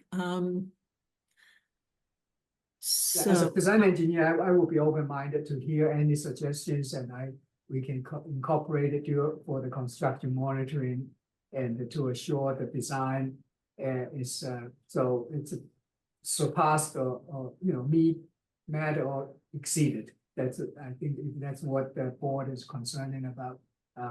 And if there's any conditions or the board can think of, and it sounds like very sound and practical. I feel we have a common goal is to make sure that project is not just designed in accordance or exceed the standards, but also the construction also can be assured to construct it. So because it goes in the details. So if you, no matter how good design you have, but if you didn't put in the construction and monitor it, construct it right. So I agree, but so anything related to that, I feel that's all good consideration, definitely a good awareness, and it will be helpful. So in case even we missed, because details can be, that's my experience dealing with many reviewers and with the town officials. It's always coming up to be very helpful when we have to carry the same awareness for any possible issues during construction or during any process. Yeah, thank you. Frankly, with most of the projects in town, there's elements of collaboration on that to figure it out as it goes on. So, all right, so Brian? Hi, Brian Moore, 49 Farm Road. Thank you for recognizing me again. In light of DeShang's comments, I just wanted to encourage the board members to think about ensuring that sufficient financial means would be available to these people who are moving in, some of whom might be moving into these affordable units. If you're talking about a couple $1,000s repair, that for someone who's moving into one of these affordable units might not be something that they're planning on handling. And when you're talking about an innovative technology that is going to pressure dose the sweet spot on this site, you're rolling the dice a little bit. And if it fails, as my understanding is, there has to be room on that parcel somewhere for them to put a conventional system along with a conventional system reserve. And if you build this as shown, even though I don't believe it's a buildable lot, to put a conventional system somewhere else in that parcel is not a few $100s or even a few $1,000s, even if you divide it by that many people. It is a monstrosity of a system that's going to have to be constructed. So I would encourage the board to consider that sufficient financial assurance mechanisms are in place for anything that's approved. And like most banks that deal with contaminated property, double or triple it. That's an industry standard, just to make sure that, the town of Sherborn doesn't wind up holding the note on this thing after these units are sold. And thank you again for hearing my comments. Okay, so Julie, would you like to get us back on track a little bit so we can cover the issues that we need to? I think some of these are very complex and are going to whatever. But we'll bridge. So I think the other issue within this project that I was identifying was related to the soil. And so in my review of Title V, it is not silent on how soil profiles are to be gathered and how soil evaluations are to be done. In 15.102, It goes in depth about how deep hole observations are to be conducted. It requires a minimum of 2 deep holes in the presence of the approving authority. It has to be 2 in the primary, 2 in the reserve, and if the reserve is between the leach lines of the primary, the approving authority can just say 2 instead of 4.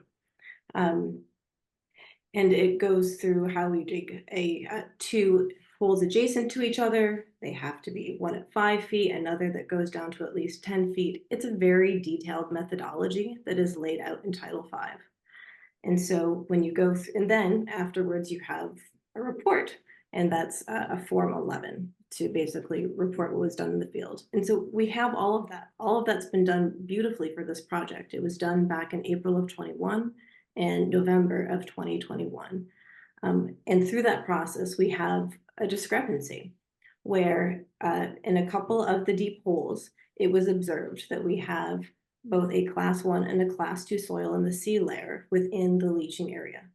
And that's documented on our Form 11s. I know in the process of the comprehensive hearing, we talked about a sieve analysis, and that was related to the various, the permeability studies and then the subsequent nitrogen fate and transport studies that are not part of a Title V review. That if this was being done to local regulations, it would be part of our EHIR, but that is not what we are able to enforce in this process. We're doing strictly Title V. Title V does require a ground mounting study. I did not see issues with the ground mounting. I don't know if the other board did, but really it comes down to the soil. And so I do not see anywhere in Title V that it says that you can substitute a sieve analysis for a deep hole observation. It's just not there. Sieve analysis can be substituted in certain circumstances for percolation tests. There were no issues with the percolations tests on this site. I mean, that also went smoothly. And so everything had been followed. And I recognize too, that in this process, there has been, I'm not sure how to word it, disagreement, I'll say disagreement, about what is the correct soil type to be used. And yes, within the 3 distribution areas of the SAS, it is predominantly a class 1 soil, a loamy sand. But there is the possibility that there is an intermix of a class 2 sandy loam. Mark, make sure I'm getting my ducks in a row here. That concerns me. And so I feel like as a board, we have really 2 options that we could potentially go with. And I hope we can discuss this as a board to see what people think. I certainly have my opinion about where we should go with it. I think for one, we can say, you know what, Title V has been followed in this process. Our Form 11 has been followed in this process. And that is the information that we are required to act on according to the statute.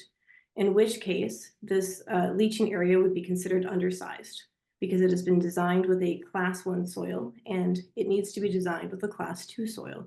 And the difference being the more conservative soil is the one that DEP has consistently told us to follow. And it is consistently that this board has practiced for all projects, whether it's single family homes or larger projects. That would basically require a denial. The alternative, and I think it's one that we should truly consider, because the board always works to help applicants achieve an approvable plan. And I think that should apply to this plan. And I think that it especially should apply to this plan because of our serious need for affordable housing in Sherborn. And so the alternative would be to go back, and we have within, if we want to pull up the plan, Jessica, because I can identify the 2, there is really 2 or 3 deep holes that we actually had an issue. To go back and retest according to the methodology laid out in Title V 15.102 and the subsequent 103. If you could zoom in, thank you. Such that our agent is present, the engineer is present, and to basically resolve the issue, we also have a neutral third-party certified soil evaluator present as well. In doing so, we would use the results of that. Could you zoom in a little further, Jessica? We would, I don't know if it's possible to zoom in and have any clarity on that, Jessica. On the SAS specifically, if you could. We would follow whatever was found in the field. And if need be, the plan would be redesigned using a Class 2 soil. And if in fact we find loamy sand in the areas of which there's been a disagreement, then the plan stands as it is. I recognize that that's going to create a financial, I don't want to say hardship, but because the soil evaluator is not that much, but we're asking more of the applicant in this process. And in good faith, I think what we could offer as a board is a willingness to reach out through our shared services agreement to secure a neutral soil evaluator to assist in the process. If the applicant did not want to pay for a soil evaluator themselves, we don't have any excavators at our discretion, sadly. That's my proposal, is 2 pathways. And Jessica, could you slide over to the SAS? And so within the specifically, and if we were to pursue this, I'd want to make sure that the 2 deep observation holes that were dug were in the areas of which there was a disagreement about the Class C soils, or the Horizon C soils. And so Jessica, I'm trying to get you to read my mind to point your pointer where I'm thinking. Well, you know what, before I go to where that specific area would be, I think that we should talk as a board about what people think about the soil classification and what options would be pertinent for us to consider. And if that makes sense, what I just laid out. I'm hearing you, Julie. I'm just trying to scroll in as close as I can with No, I appreciate it. And it's possible that we won't have to go into that detail. I realize I should pause and see what the rest of the board thinks about the process. But I mean, I think that we should, and after the board discusses this, Bob, I think we should then come back to you. But I think that we should at least provide this opportunity to clarify this. I think that's a good faith effort. And given how much time and energy and expenses going into the project, I think that this is a nominal addition. So, yes, I'm in agreement that the way that the soils have been classified and that it is not taking the conservative approach is as advised by Mass DEP does not make me comfortable with that. I think it's our responsibility to look at it that way. As you pointed out, all of the properties in town that have been looked at since I've been on the board have held to those kind of standards. And it doesn't seem appropriate to not do that now. We also have an agent who's very experienced in looking at soils in town. And frankly, for the soil sample that was collected in the area, the 3rd area to the south, it confirmed the analysis that they did of the soils in the field. So that was fine. But again, I'm not going to take 2 samples, one of a less certain source location over the multiple samples that have been collected throughout the SAS area. And I think we need to go with the type 2 soils for sizing this. That's just important for how the system functions and the kind of cleansing that it could achieve. So going back out in the field could be an option, and it would be to look at soils. It would not have quite the same intensity as there is for the exploratory work of deep hole test pits initially, because that's a dual purpose. That's also for identifying where groundwater might be. So this is a different level of effort. It's just to look at the soils and confirm. Otherwise, I don't see it as complying with Title V.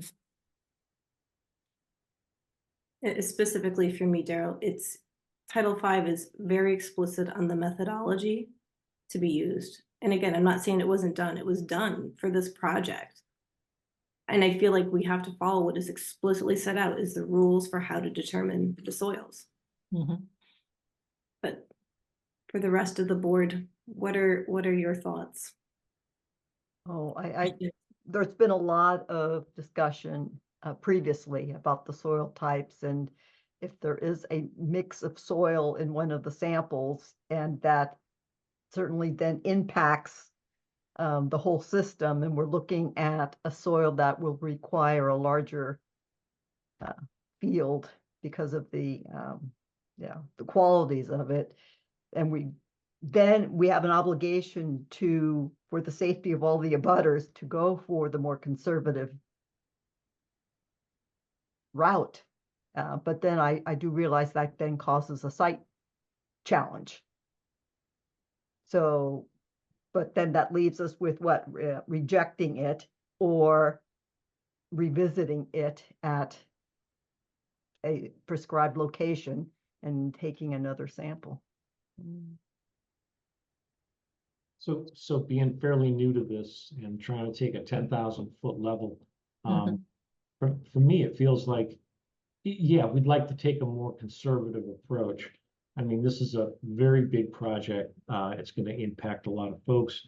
I'm not super familiar with that soil evaluation process. I'm not sure if it has to do with depth or location or both. But I think to be prudent, I think it would make sense to take a more conservative approach.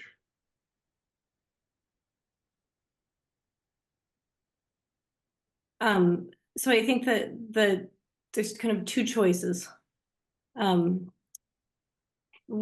we can say this is undersized and therefore does not meet Title V, in which case we deny it.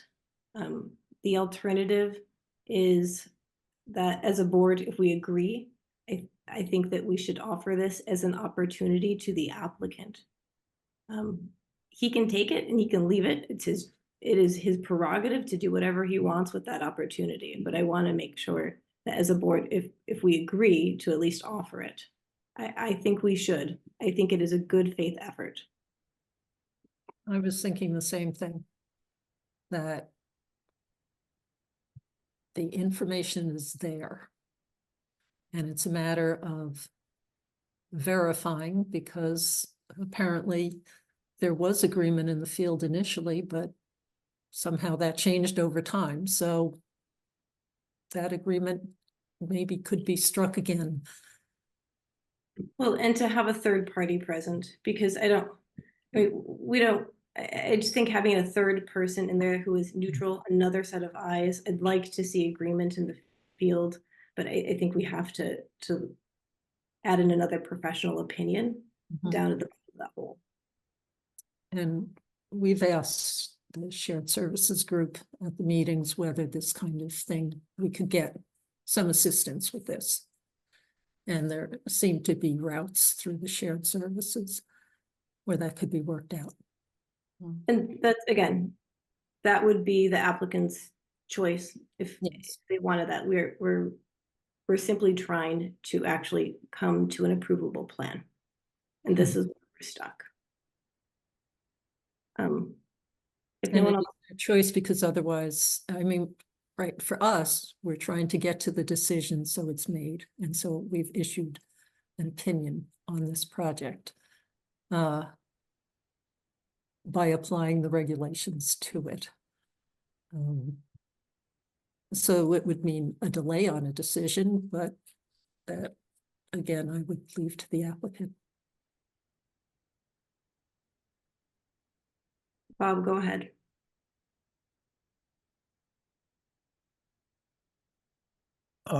If you'll indulge me, I'd like to play you, you spoke about a third-party independent review of the situation, and I am wholeheartedly in favor of third-party reviews. The town hired a third-party reviewer, and I paid for it. I paid a lot of money for it. And back in January, this dispute came up, and we agreed with the third-party reviewer and Mark in the room that we would go out and we would retest the soils, and we would do what is the gold standard. We would run a sieve analysis in a lab, and that is how we would get to the right answer. That was the third-party reviewers, independent third-party reviewers' view of how to solve the problem. Mark agreed at the time, and that's what we went and did. And now, if you'll indulge me, I'd like to play 1 minute of audio. Is that all right with you? I don't know. You don't know. I think we should, I want to just clarify though, the sieve analysis and what the peer reviewer was looking at was not referring to the sizing of the leaching area. That was the permeability study and all of the subsequent analyses that followed with it. Completely incorrect, Julie. That's incorrect. Okay, hold on a second. Mark, since you were at the meeting, can you share what the point of the sample the place was about? In my view, first of all, sieve analysis is not a golden standard at all. We're not told in our soil evaluation courses that that would be the gold standard. It's not. You need to go out in the field and do soil evaluation. It was brought up at both meetings that that would be the best process, and it was the second meeting we had in the spring. It was definitely stated by Bob that he did not want to do that. Back in the. I'm talking, Mark, about the January meeting. May I finish? Excuse me, yes, Bob, I want to hear from Mark on, since he was at the meeting in December. At the January I believe it was meeting. the December meeting where this was decided upon, was it not, Mark? It was Yeah, back in December, the meeting consisted of the peer reviewer, Deschang, and myself. Mhm, And it was discussed, and we were talking about groundwater mounding and nitrogen review. And the engineer suggested that they do the sieve for that purpose. It was not to determine that the soil testing that was done on site and agreed to by the engineer when we were out there on his first Form 11 was the way to resolve it. I think the opportunity that's being brought up at this point would help to resolve the issue of what is out there. And in my view, that would be the best approach, but the applicant has different choices. Madam Chair, if you have anything else that you want me to add, I'd be glad to. And I recall that we spoke shortly after you had that meeting, and that's what you relayed to me, that they were planning on doing tests. It was not, the Board of Health did not ask for a sieve analysis. The discussion was trying to resolve the hydraulic conductivity question, and it wasn't even the required or the recommended. I don't know if they the peer reviewer recommended. I got the sense that it was an option, another option. May I?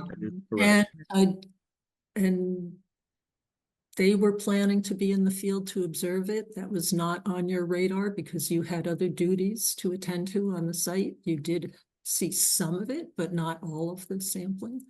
And it's just, as Julie's pointed out, that's not part of the routine process. So. May I play the 1 minute audio clip? What is it about that we need, that you can't summarize it for us?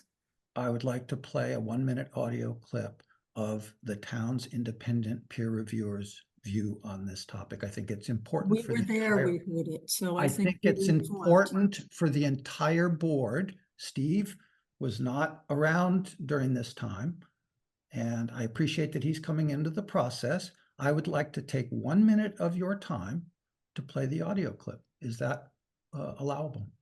Okay. Thank you.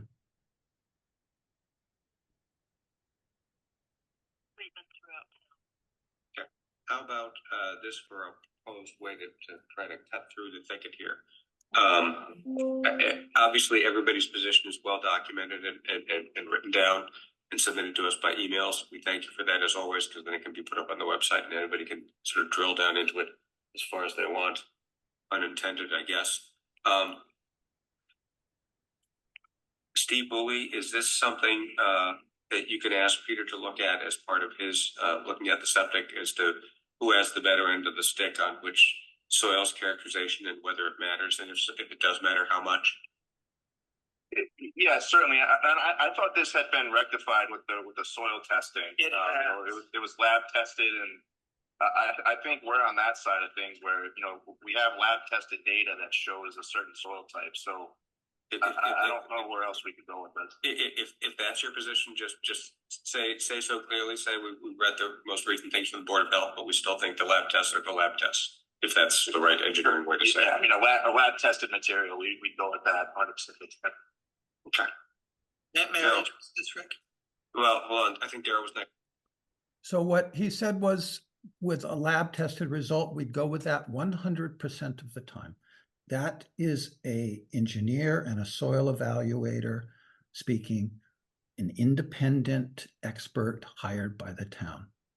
I don't know where to go with this board. If you want to die on this hill, then we can die on this hill. It's shocking to me, frankly. But we've been at this for the better part of a year, and it's one thing after another. I mean, you could have said this 3 months ago, 4 months ago. You could have offered this, and instead you waited many, many more months, and now you're coming up with one more delay to the process. And frankly, I'd rather go and litigate it than spend any more time arguing with you all. That's just the way I feel about it. Okay. Well, we did offer other options. Excuse me, I thought you were done. We are, in my opinion, we are Title V compliant across the board. The peer reviewer has said we are Title V compliant across the board. No other engineer has weighed in. All we have are 2 septic engineers, one independent and one hired by the applicant. And both of them have said it's Title V compliant. And I think we're going to have to leave it at that. Okay. Brian. And then I want to come back to the board. Brian, go ahead. Thank you, Brian Moore, 49 Farm Road. If Bob's going to play minute clips from previous meetings, he should play all the meetings. I believe that there was a rebuttal provided not only by 1 or 2 people, but also by the engineer that we hired to look at this, that disputed the claims that were purported to, demonstrate compliance for this system. And again, I'm not trying to create work for this board, but to just get a 1-minute snippet and say, obviously this is it fails to recognize the rebuttals that were provided, including the rebuttals of Scott Horsley and other people who reviewed this and said that the system really was not designed and would not serve the intended purpose of, meeting the nitrates loading at the property line. And again, thank you for hearing our comments. Have a good night.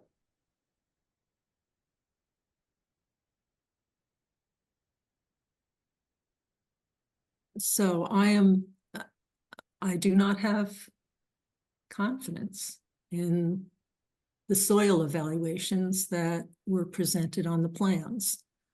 I do have confidence that for decades, the agent has been evaluating soils and has never had a conflict before.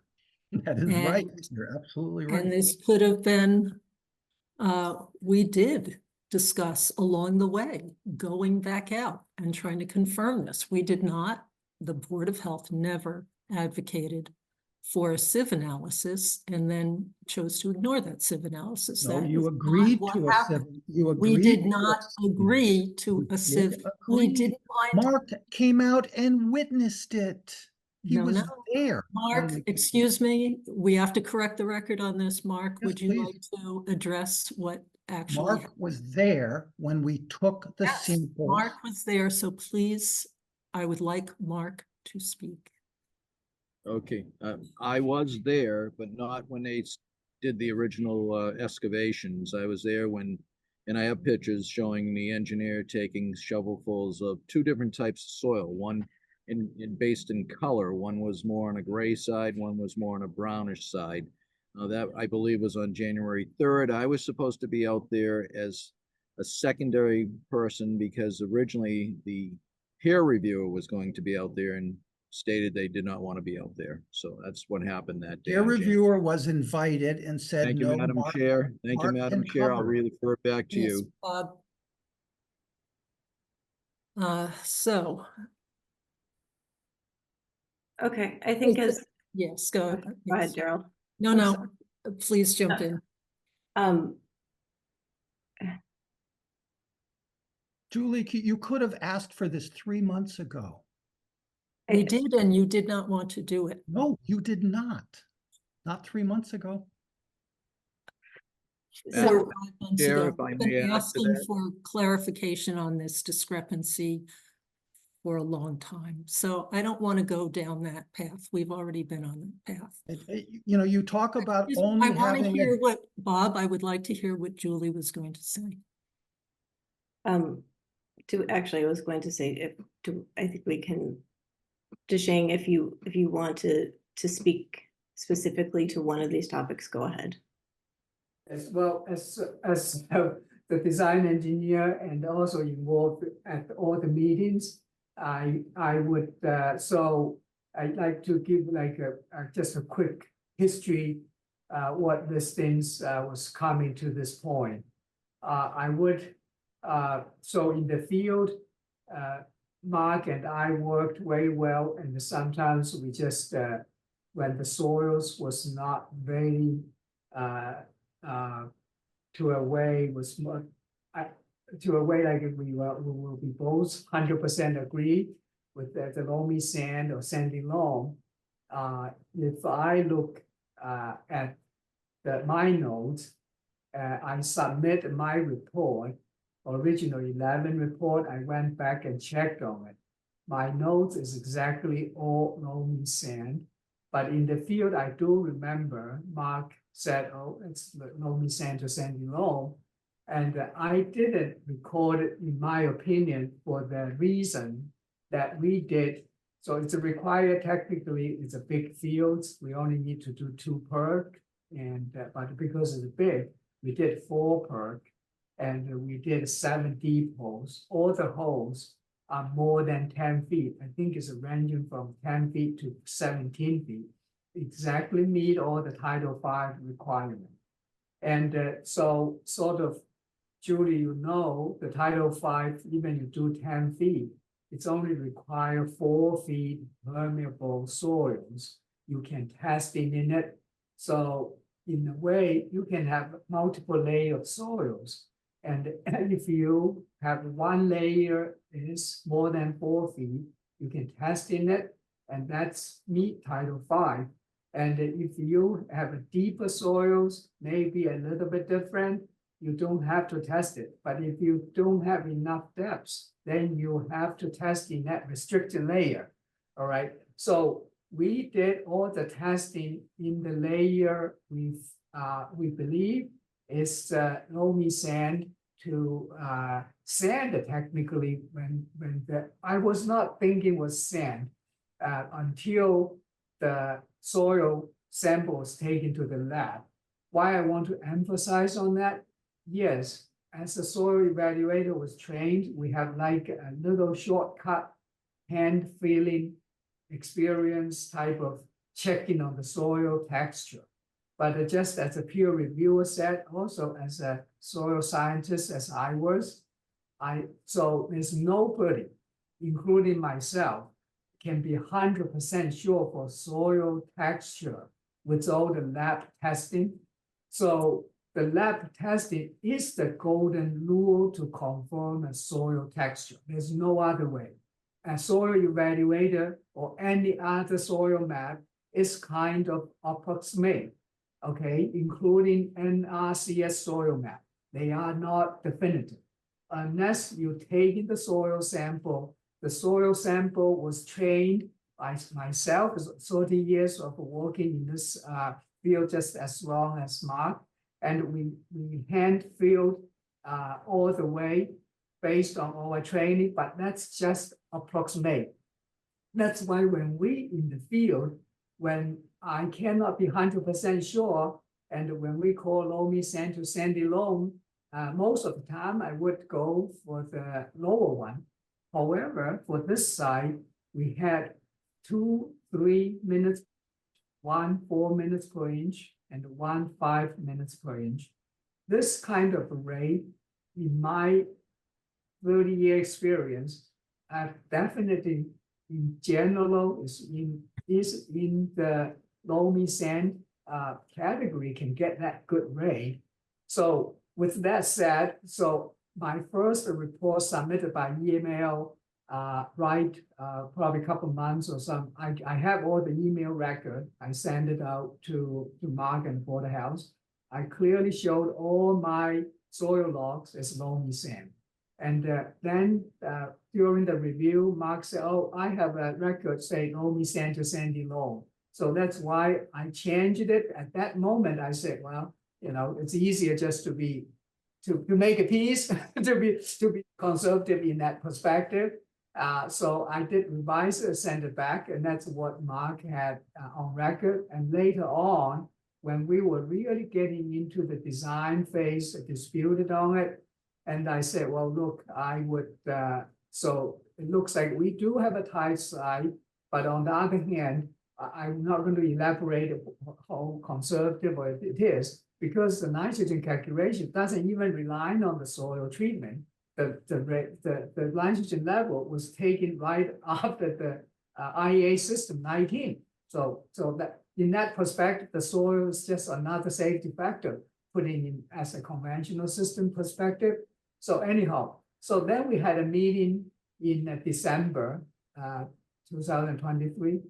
And at that meeting, so we have discussed many other issues and disputed, because we have the disputing on the permeability.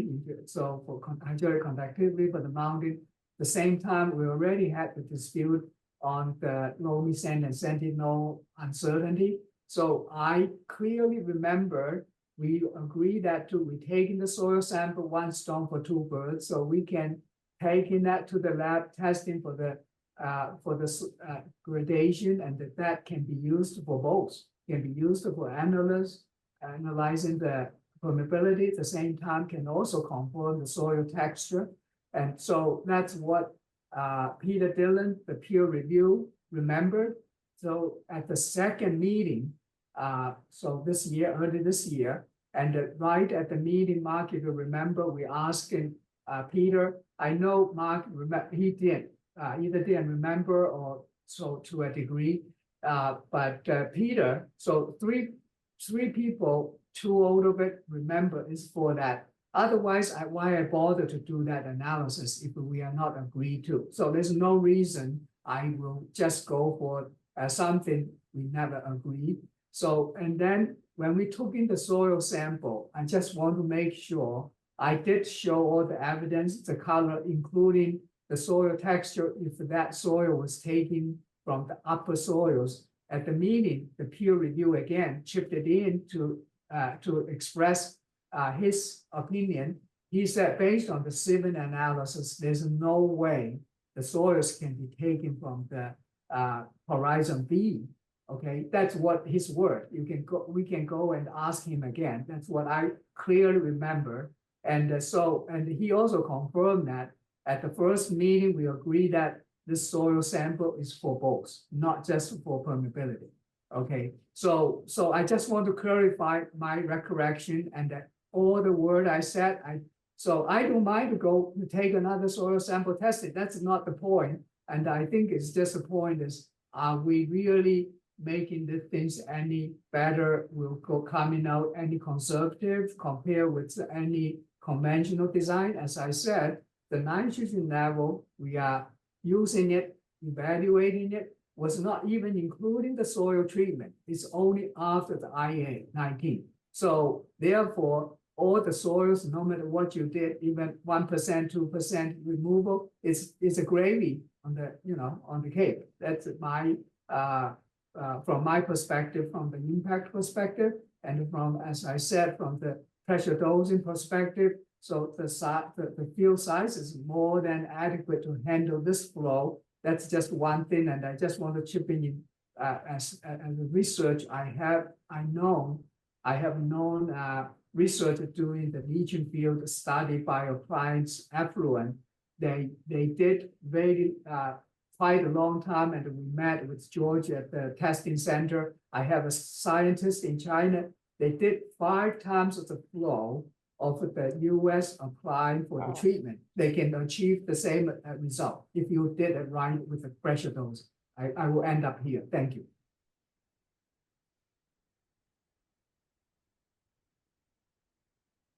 So to be clear, Deshang has just said that No, please don't that the repeat it. board- I was just thinking that we've the Board of Health. heard all of this before. This is not. Daryl, this is my application, and I would understand think you that. would allow me to speak since it's my application. We've been working on this for a year. I would think you'd want to let me speak. Do you have new information to add, Bob? I want to be clear. Deshang has told us that in the meeting, the 3 attendees, Mark, Peter, and Deshang, agreed to take the soil sample for the purpose, do the sieve analysis for the purpose of determining and resolving what had turned into a dispute about the soil classification. So we feel as though we had an agreement with Mark for this purpose. Mark seems to have a different memory of it. And that's, I guess, Our soil issue had not come up in December. That's simply not true.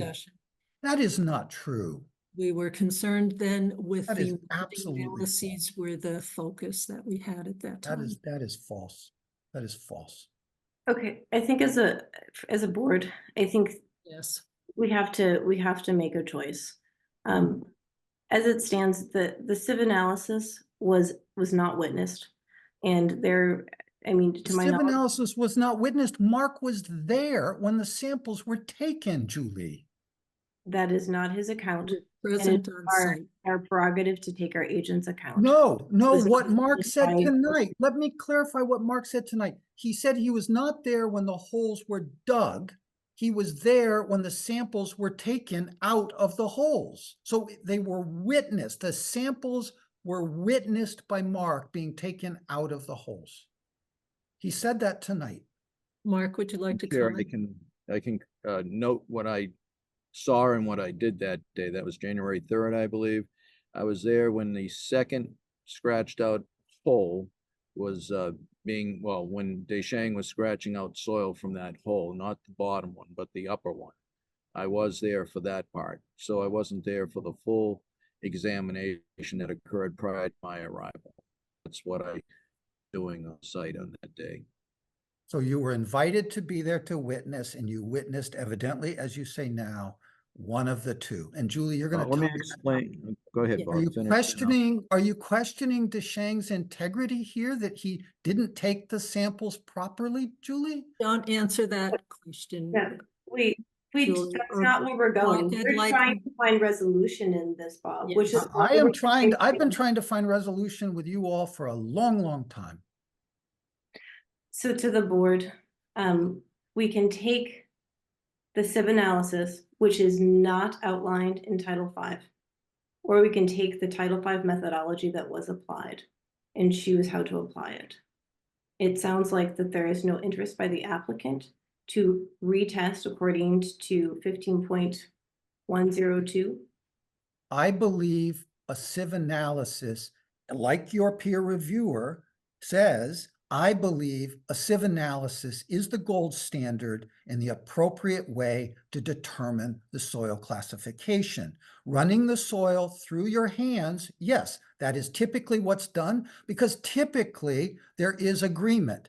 But when one tries to develop affordable housing in Sherborn, obviously there's not agreement about soil type anymore. And therefore, you go to the gold standard, you do a sieve analysis, and that's where we are. Again, to the board, in my review of Title V, if anyone has a different, it does not state that sieve analysis is the acceptable methodology for soil evaluation. And in Yeah. discussions that I've had with Mass DEP, they agree with that. I That guess we'll see what the The court has soil to say. analysis in the field. What a is waste of money. A heard, waste of and this is taxpayer. not, you can't assume you know what our opinions are about affordable housing. This is not what it's about. This is I can about say the that duty things are of the Board of Health. always Excuse in- me, I'd like to finish. It's about the Board of Health applying the same methodology, rules, and standards to all projects evenly in the town. And we work really hard to do that and always have. And I And don't this one believe that does that not actually mean- happens. I do not believe that. I guess happens. we're gonna talk over each other, it seems. I'd like the conversation to be among the board at the moment. So anyone else on the board like to speak on this? I would suggest to the board that the alternative, and it is one that I don't feel comfortable with, is that if we conditionally approve a permit, part of the standard Title V process is that after a leaching field is excavated, the agent comes out and evaluates that the in situ soils are as designed for. There is a lot of time and money that is invested in a project when that happens. I would also suggest if we were to go that route, again, that is another time in which we would have a neutral certified soil consultant, certified soil evaluator be present so that it is not just two parties at difference, that we have a third party. We would never make any applicant invest that much time and money with uncertainty ahead of them. I don't feel comfortable doing that with any project, especially an affordable project. But that's my prerogative. I don't know what other people think. I do think right, there's an enormous amount of risk, which is orders of magnitude higher in the costs that it would take to get to that point of going to install the system compared to test pits now. So it feels like a slippery slope to do that. I don't know what kind of legal constructs could be set up saying that.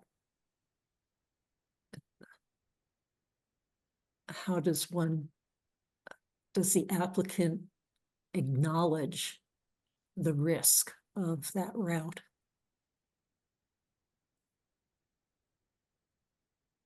And or are they prepared to change the design of the project should the soil types be confirmed to be type 2?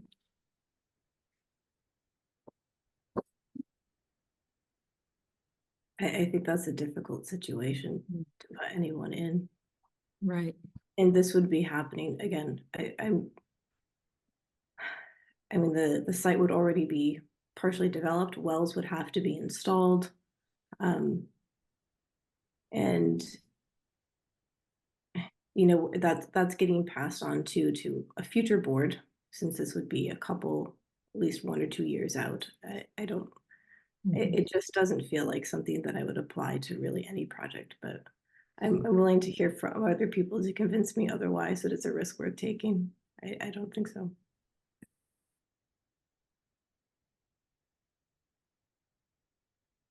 Right, I'm wrestling with it because we want. All right, I won't speak for anyone else. I do want to see affordable housing in town and diversity expanded in town, but not at the risk of the residents who are going to live in the project, which is what I feel that an undersized septic system would lead to. So this is about the same concern that we have all the time for people and what is going to be the quality of the water that we're going to be drinking. And that is the function that we spend the most time on with the Board of Health. And this would be quite a departure from how we've conducted our evaluations over all these years.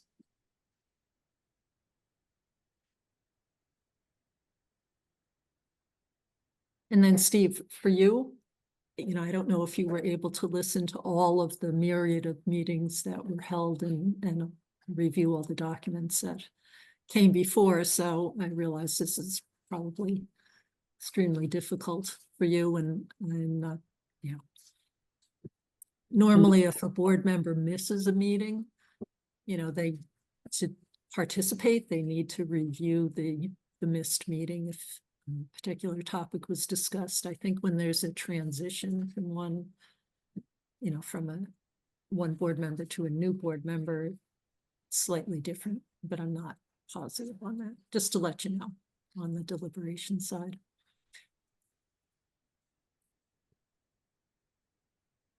Yeah, so it's a lot to take in. Yes, yes.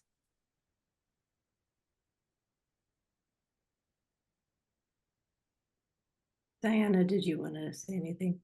Well, so what are our next steps with respect to the project discussion?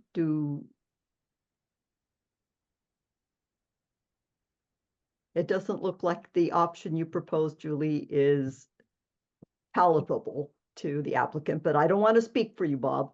And it doesn't sound like we're comfortable approving the project straight out. I would say that's where I am.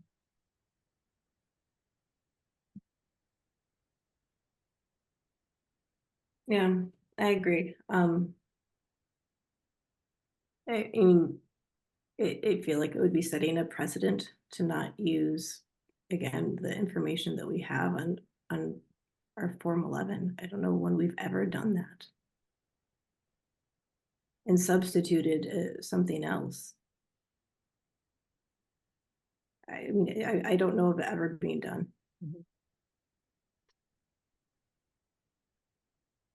But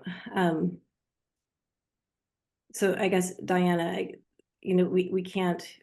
There is an application before us. I think if it is incomplete, then it's incomplete, and that's what I would have said if we were going to go back and dig 2 more deep holes. That this is incomplete until that is done, and then we act on that information. But it sounds like that will not happen. So then I think we have a complete application before us upon which we need to act. That's my reading of it. And we've been debating this issue for quite some time, and right, this has been the topic since the beginning of 2024. And we haven't really made headway on it to the board's satisfaction.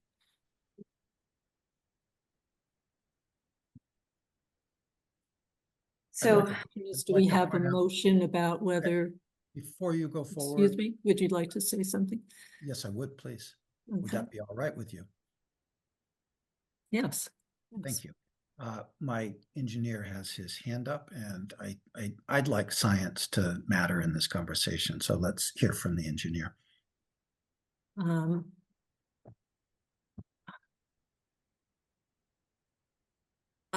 I'm always for more information, the better. However, we've been hearing the information that we have heard and absorbed throughout all the months. So Desheng, I don't know if there's something absolutely brand new that you can share with us. Then I would like to hear that, but we really we're wrestling with how we carry out our duties as a Board of Health. And we are well aware of the science. And we deal with it all the time, even if I'm not out in the field as a professional, but I do work on the related issues. So it's not a big reach for me. I may, why don't you give like a half? actually, I have two questions, actually, from what the process. So it's when you need to go, it's not for people. So in a way, it's not you getting how many people into the field and to feel the soils, and so scientifically. So in a way, you cannot guess in some mathematical. If there is a mathematic, you have to follow the mathematic, which is the most accurate methodology. So the soil texture was not based on feelings or based on somebody, even Albert Einstein's hand feel, because he feel it's a sand or is it only sand. So the hand feeling was calibrated against the US DA's triangle, which is it's a sieving analysis based on the composition of sand, silt, and the clay to classify if the soil is a sand or it's a silty sand, a loamy sand, or clay. So it's not based on hand. Hand have developed that skills is to matching that the triangle quantifying accurate classification. That's what I hope you. I don't know if you all know that, but it doesn't sound like we all know that. But I want to make sure you can check with other people.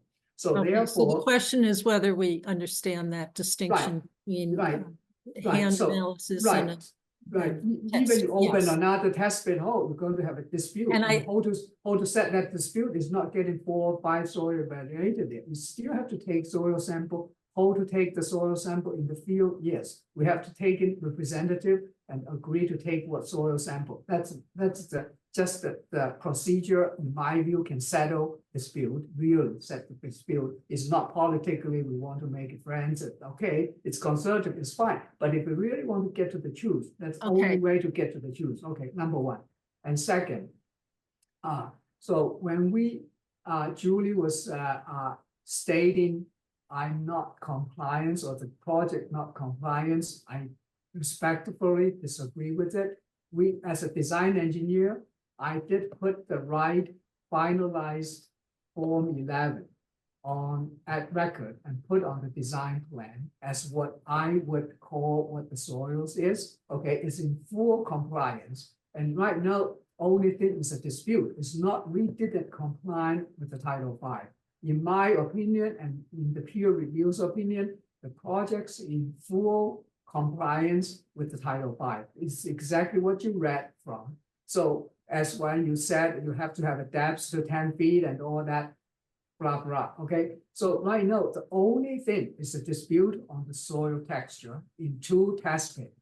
I agree with that. So, and the how to settle is not, as I'm trying to point out in my number 1. So the number 2, I don't agree with.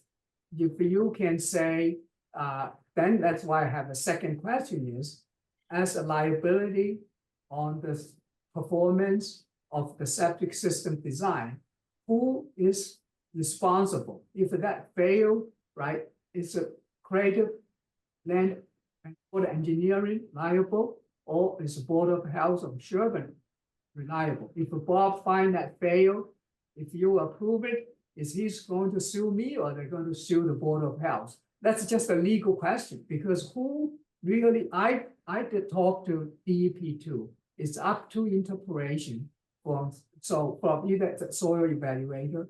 I'm a soil evaluator. I 100% agree and disagree in some kind of dispute, and I have to develop a scientifically based evaluation procedure, I know for sure it's not politically she said, he said, because there's no meaning to go there. You know, it's not going to get a solution. So therefore, that's why I want to make it this 2 points. And that if you understand from our perspective, from the plan itself presented, if you're going to present it to the DEP, that's in full compliance.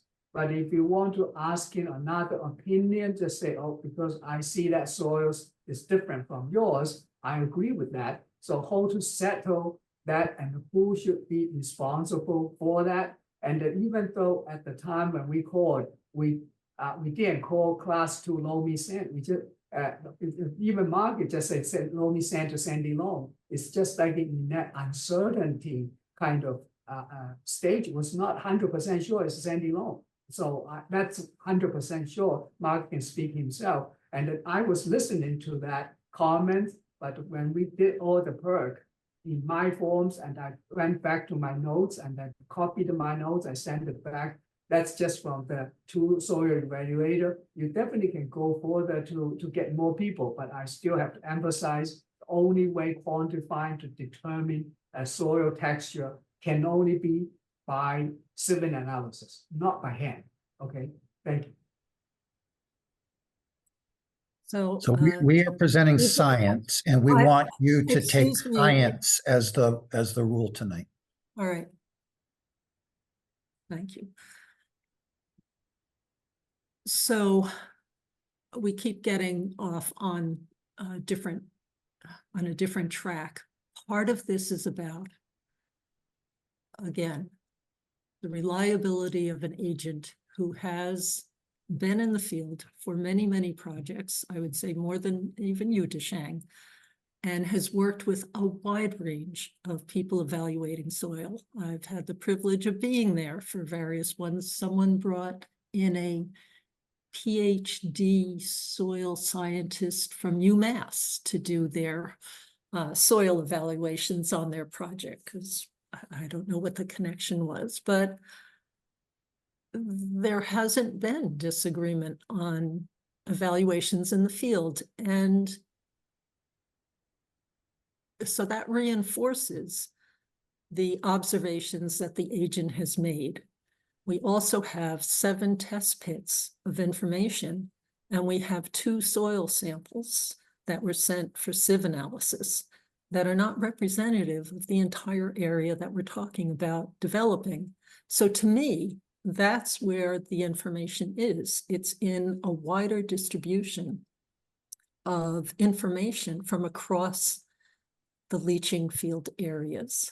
And it was determined in all excuse me, 7 I am not- pits not- that oh. loamy sand was what was found. All 7 pits, Deshang called it Excuse loamy me, sand. that's, we've been talking about this. You're not gonna change, I'm just trying to I know I'm explain not to going to the change rest your of the mind. board I about put forth what science, my and you're opinion putting forth is. running things through your hands. I mean, come on. That's not science. A sieve analysis is science. It's just so Well, sad. There's lots of different ways to have science, but we're not going to debate the science issue. So Well, somebody's going to debate that science issue eventually. yes. Bob, I let her imagine speak. so. I think let her speak. I'm listening. I'm trying to understand the logic, and I think it, so let she try to explain what I see her points. I want her making her points, and then we will see if it's definitely so. There, why not? You finish it. I try to understand technically your concern. That's what I hope. That's what we are. I'm not trying to dispute anything, but we go into working on whatever. I know there's many other perspective from. I understand Bob too. So he said, well, we so long and that, but that's why not? You finish what you. If I understand right, is we have 7 test pit. Why we didn't take 7 soil sample? No, that's not the question. It's a comparison of what the breadth of data is. There's 2 and there's 7. Right, and that is compelling for me. Right, let me explain why we at the meeting with the peer reviewer, because that's what come into why you take 2, not 3. I could definitely take 3 at the time. Hey. Okay, let me try to making that point, and I hopefully you understand why we determined. Before you do that, I would like, Mark, are there any other details regarding that meeting that you could share that would help illuminate? Because again, I remember talking to you right after that meeting and having a very different understanding that the goal, since the hot topic in December, was the hydraulic conductivity analysis. We had had the meetings, we heard from Andrea Stiller about the ways of evaluating that, someone experienced in the field. We had heard from, I believe Scott Horsley spoke to that as well. And that there was concern that how would one address the issues that they were raising.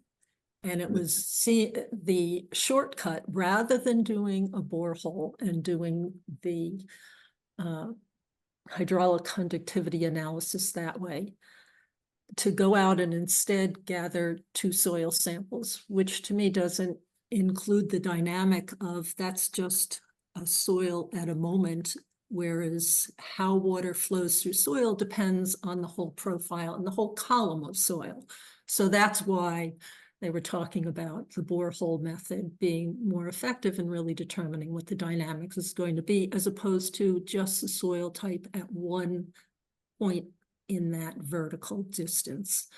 So that's what I recall us discussing. That is correct. Whether that was really going to address the issue, could any sieve analysis really substitute for what it means to have water moving through soil through a range, a vertical range. That's correct. Explained it exactly as I heard it. Okay, and that's why the sieve analysis were being taken, which is why we weren't, again, we were waiting for the peer reviewer's evaluation of hydraulic conductivity. We didn't really have interest in the sieve analyses because we already had the information about what was observed in the field. That is correct. So is it the opinion of this board that running the soil through one's hands, several different people running the soil through one's hands, is a more accurate way to analyze a soil classification than a sieve analysis? I'd like to hear the board tell me that they believe running the soil through your hand is scientifically a more accurate way to determine the classification of soil than a sieve Okay, analysis. I will give you my opinion on that. Great, excellent. What will you know? Daryl, can we actually ask a clarifying question? Because there's a kind of another dimension that's not being taken into account. And actually, it's a question I have for you, Jisheng, and I recognize you may not have the plans up on the spot. On the plans, the location of the sieve analyses is not located. Could you identify the areas within the SAS that they were taken and the nearest test pits? Yes, thank you. Actually, there's 2 things I was hearing. I can share my plan. I actually have a plan that's much clearer to see test pit locations, if you don't mind.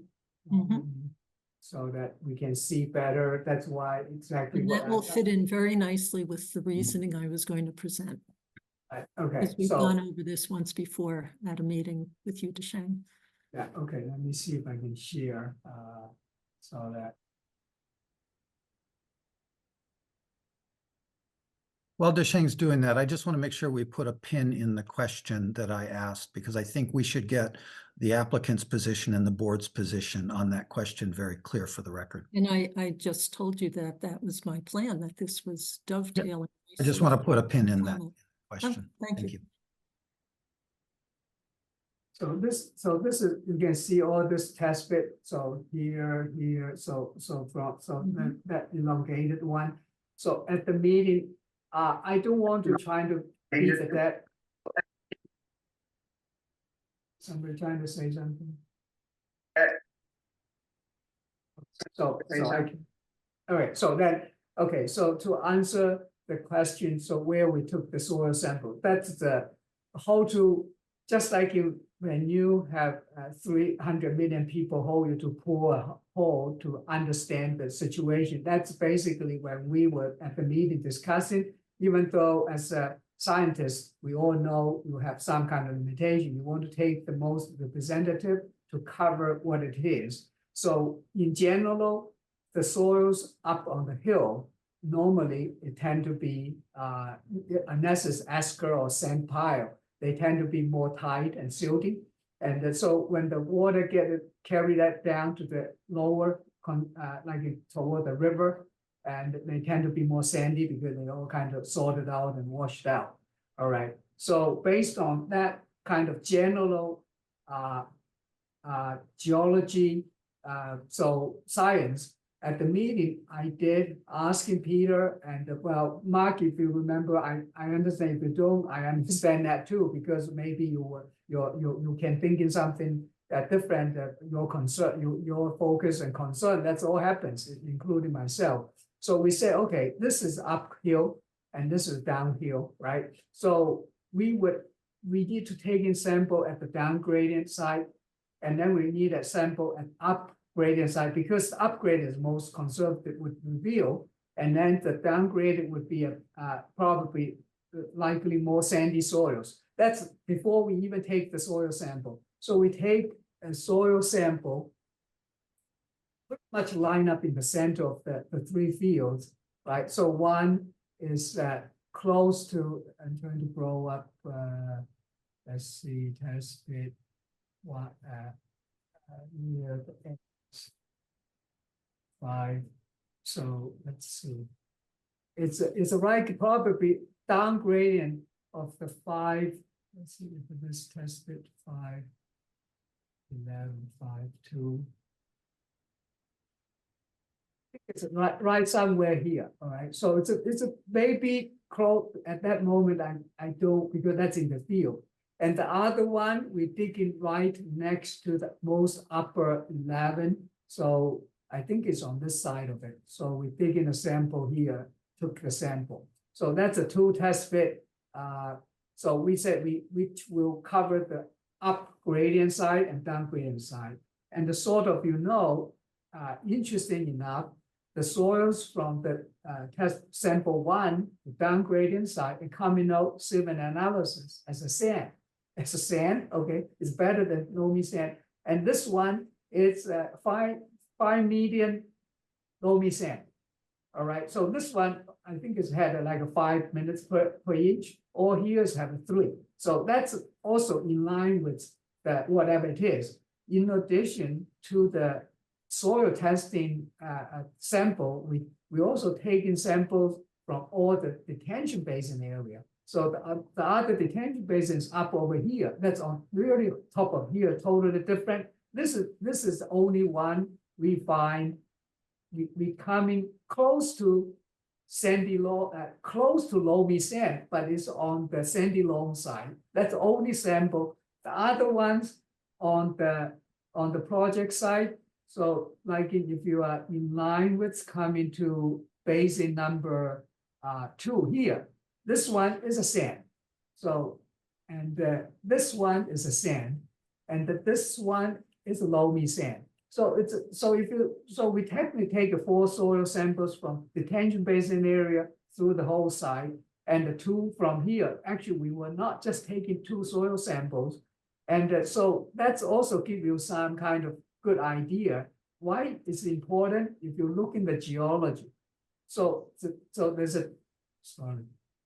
the depression is here. This is a valley coming down. So there's definitely some formation around this isolated wetlands area, but they definitely have some wash toward that direction. But overall, the groundwater, we monitor the groundwater. The groundwater, high groundwater is flowing that way. So it means in that geology process, this is the one washed toward the wetlands, actually. All right. So I just want to give you that a little bit more of what we did and understood, because it could be left out. I mean, we rather than arguing what it is, but it's probably very interesting and important to understand.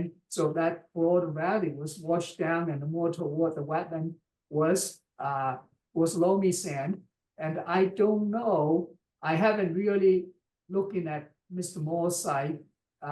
When he did his septic system, I know he has high groundwater, but on the other hand, he also had 5 minutes per grade on his property. If I remember right, when he stated at one of the meetings, and I don't have the data, Mark probably know, but that's also something, it's very helpful. That's also a little bit upgraded, but it's more or less in the elevation wise, in a similar, but it's a little bit probably parallel gradient. They are not downgraded because all the water is flowing toward the central wetlands. So I think that's what I want to share from the factual and findings and what we did. So hopefully we'll shed some light from your question. So I hope so. That's why we did what we did. I could sample more than 2, but that's what we say.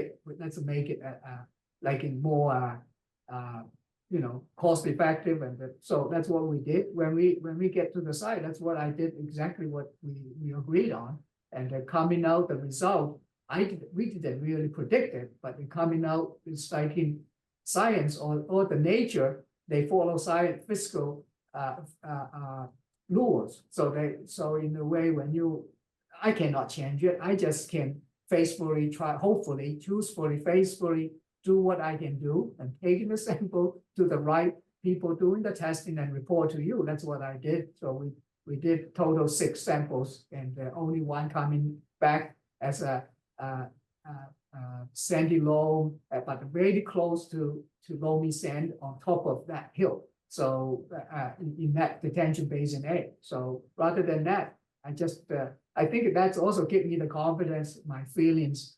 I'm not saying my feeling, my hand feelings, and I still want to emphasize, I'm not disputing Mark's technical experience, anything, and I also understand his situation as an agent. He definitely want to pushing. I'm not saying pushing. He probably leaning toward more conservative way to that. I don't think anything that's wrong. I'm not disputing that. I think, but when we come into design, finally, we have some of things we have to agree to settle. If we cannot settle, what is the solution? We did go through the process with the peer review, and not just 1 meeting, 2 meetings to discuss what we find. More than 2 meetings, but face-to-face meeting is 2 meetings to go over what we found. And so that's, I'm pretty comfortable in as a design engineer for holding my liability and license reputation on it. And it's not, I don't want to risk, because I design systems from 2-bedroom system to 80,000 gallon for 200 homes. So it's not like I take it lightly. So I appreciate it. Thank you for your patience. Hey, Brian, before get back to an earlier point, would you like to say something? Yeah, am I on? Okay, good. Yeah, thank you, Deshang, for referring to us. I mean, we just did some rough math on this, and our septic system, if you look at the picture that's right in front of you there, is only slightly out of frame to the left. If you applied the cost that we spent to put in a Title 5 plus Sherborn compliant septic system, the applicant will be looking at something northwards of $2.5 million to replace this system if it failed. And it is a innovative system. You've heard they talked about pressure dosing. They heard about a sweet spot where they're putting all this.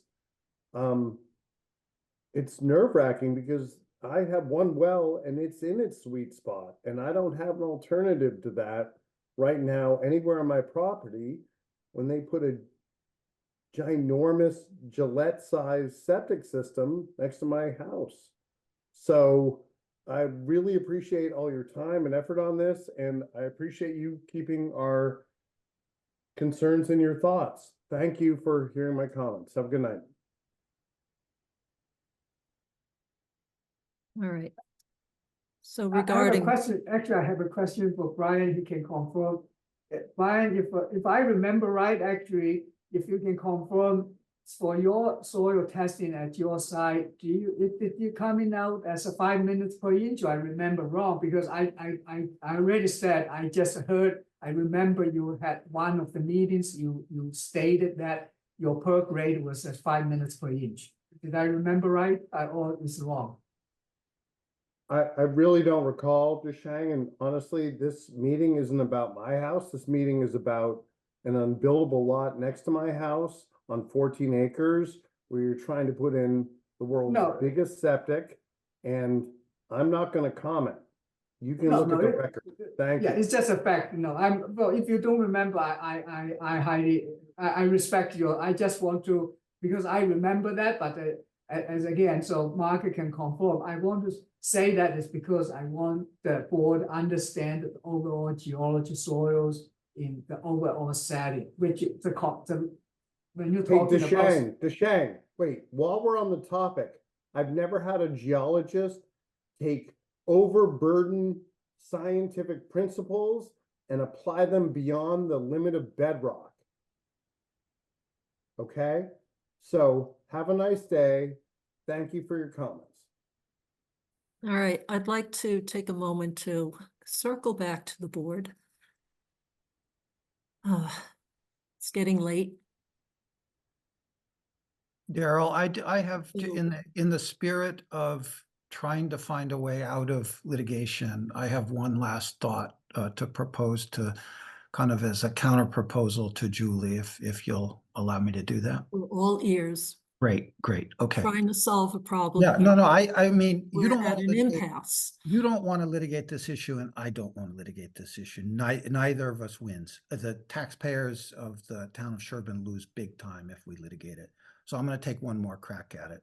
So Julie, it sounds like you have kind of two different issues going on.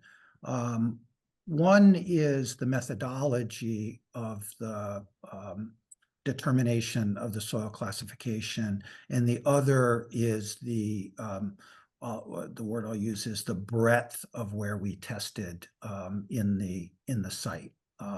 So what I am not willing to give on is to go back to a hand sampling. I'm not willing to do that because the science is a million times better to do the sieve analysis and get a hard scientific result and not a squishy result of running, and I know that's how it's typically done. But when there's a dispute, as Deshang said, we go away from this and we go to a scientific sieve analysis. So Julie, my proposal is I'll meet you halfway. I will go out and dig 3 more holes at your choice in the field, and we'll do a sieve analysis. And then that will be dispositive. That offer is contingent on a complete approval of the Title V system if the sieve analysis is returned as I expect it will. And I think that gets us out of litigation.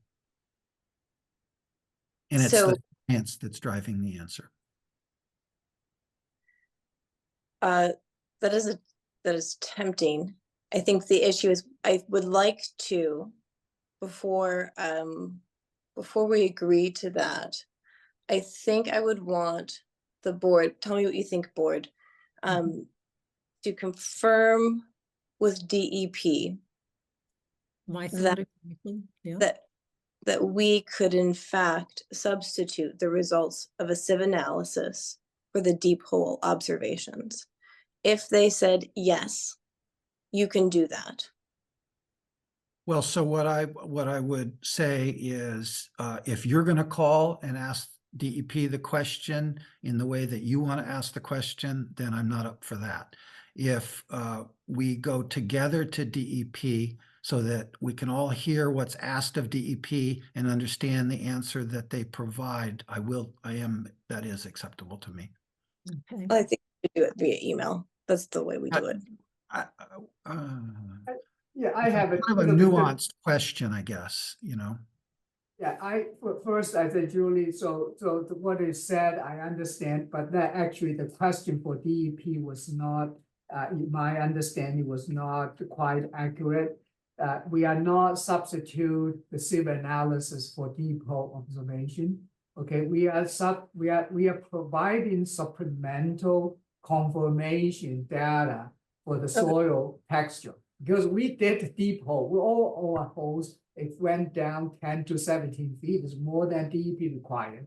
Okay, so this is just supplemental confirmation data by civil analysis. Because And I would say it slightly differently. I agree completely, Desheng. I would say it slightly differently, Julie. What I would say is the applicant's engineer has put forth, as you said, in the filing, in the DEP filing, that the soil was in fact loamy sand. That was his determination. I recognize Mark disagrees, but it was the applicant's soil evaluator and engineer's determination in the form, I think it's Form 11, Title 5, that it was loamy sand. What we would be doing now, as Desheng said, is we would be doing a confirmation sieve analysis test on Desheng's original analysis and observation. Because Julie, I'm not trying to get out of making sure what the answer is. What I'm trying to get out of is a process that is much less scientific than the one that we've chosen, which is the sieve analysis. Fair enough, Desheng. I would say that. I would For me- recommend to be Excuse me, fair- I'd just like to finish my point.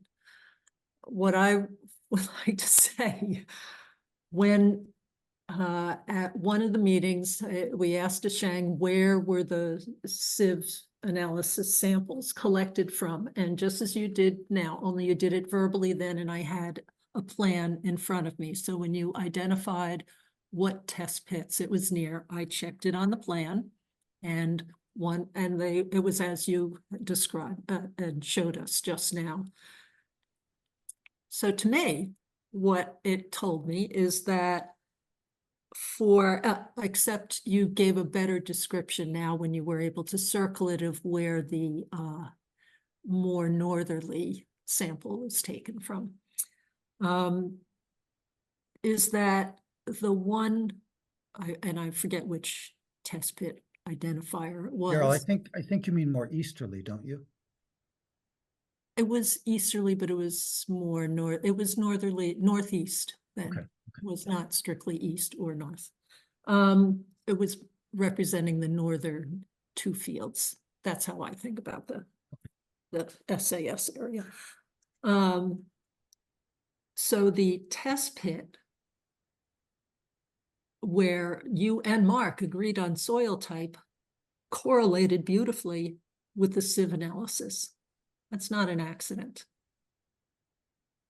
It's not rocket science. It's evaluating soils. And I'm not saying that's simple. I'm just saying that it's something that you can evaluate absent some lab equipment. So it's possible. I'm not saying that there's not advantages one way or the other. They're comparable, and they arrived at the same result for something that was that sandy soil sample was taken from an area that the test pits in that general area were all sandy. So not a big surprise, but also confirmatory, and also those two things aligned very well. So that is, it doesn't mean that one is wholly inferior to the other. But I like the plan that we're working on now. I do too. Subject to speaking with DEP about this, happy to do that. Yeah, I agree. We're Well, just here- trying to get it right. We are trying to but- get it right, and No, under I, the system would be and terrible. we all want to get it right without spending $500,000 of money. That's, we all agree on that one thing. And so what I would ask is that you finish your deliberation, because you spent a lot of time tonight on this, and I don't think we all want to go through another 2 hours of it. What I would suggest is that you vote on an approval tonight, subject to the confirmatory 3 spots that you can pick within the field, wherever you want us to go.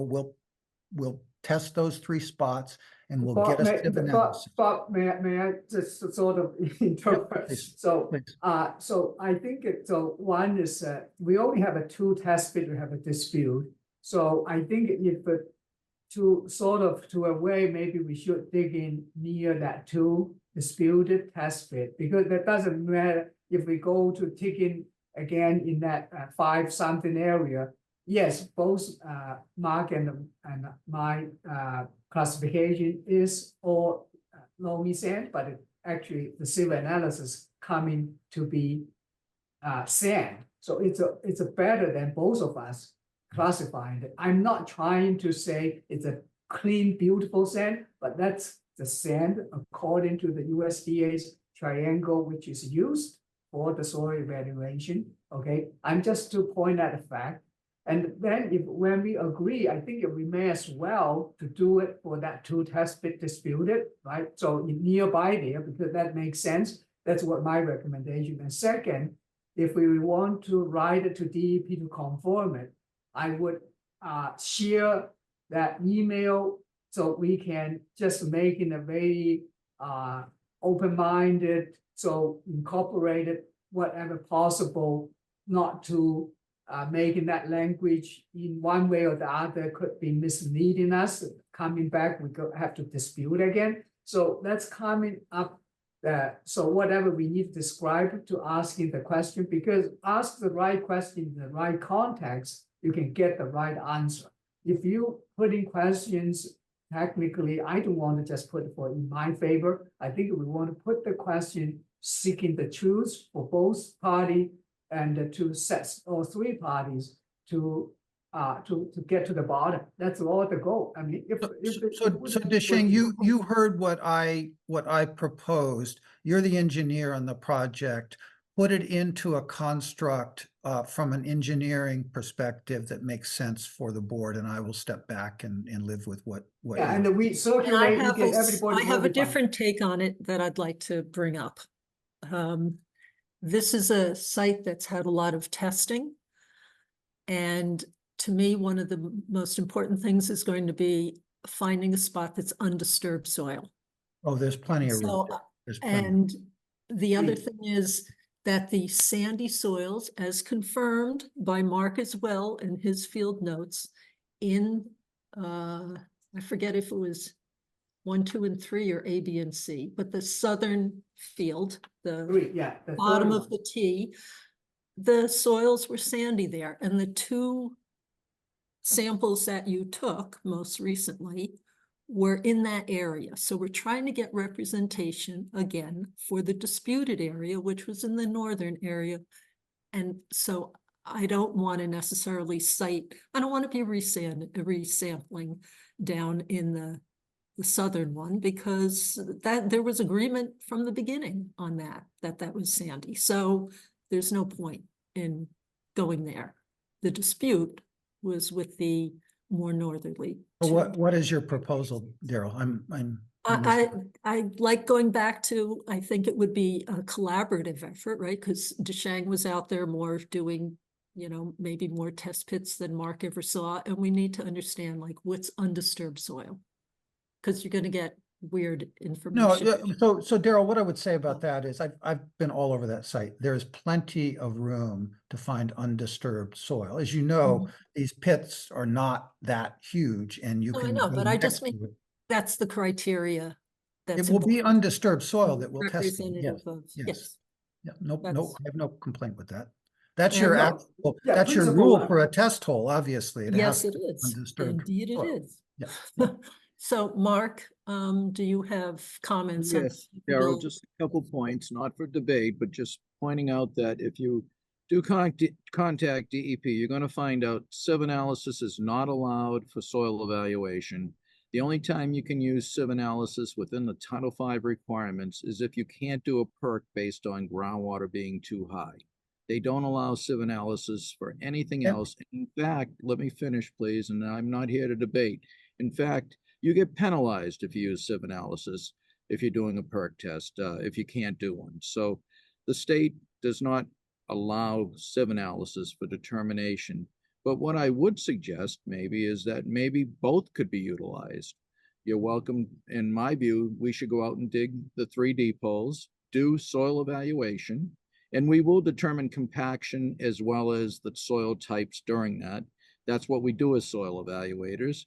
And also feel free to take some of those samples to a lab. I think that would be a good compromise in my view, based on Title V requirements. So Thank what I would say about what Mark said is that what I said earlier is my proposal is that the applicant's engineer put forth on a Form 11 that it was loamy sand on the site. So that's what we have. And now we are going, if you're willing, we are going to agree that we will test and we will confirm what the applicant's engineer, Desheng Wang, said, which was that it was loamy sand. So we're not doing something in violation of Title V. We have a dispute. We did the Title V process, and now we don't agree. And it's been very frustrating for you and for us for many, many, many months. And what I'm coming back to you, Julian, saying is that I'm not unwilling to go back and test a bit more, but I'm unwilling to use what I think of as soft science. I want the hard science. The sieve analysis doesn't care about affordable housing or market rate housing or no housing or all housing or anything else. The sieve analysis just tells us the answer. And so I'm willing to use that methodology to compromise with you. But I'm not willing to run it through somebody's hands, even if they're independent, because that's just not as good a way to confirm, you know, the dispute between Mark and Desheng. And I thought that's what I was doing back in January, obviously. And now we're 6 months later, we're disputing whether that's what we were doing. And we're not going to rehash that. We've done plenty of that tonight.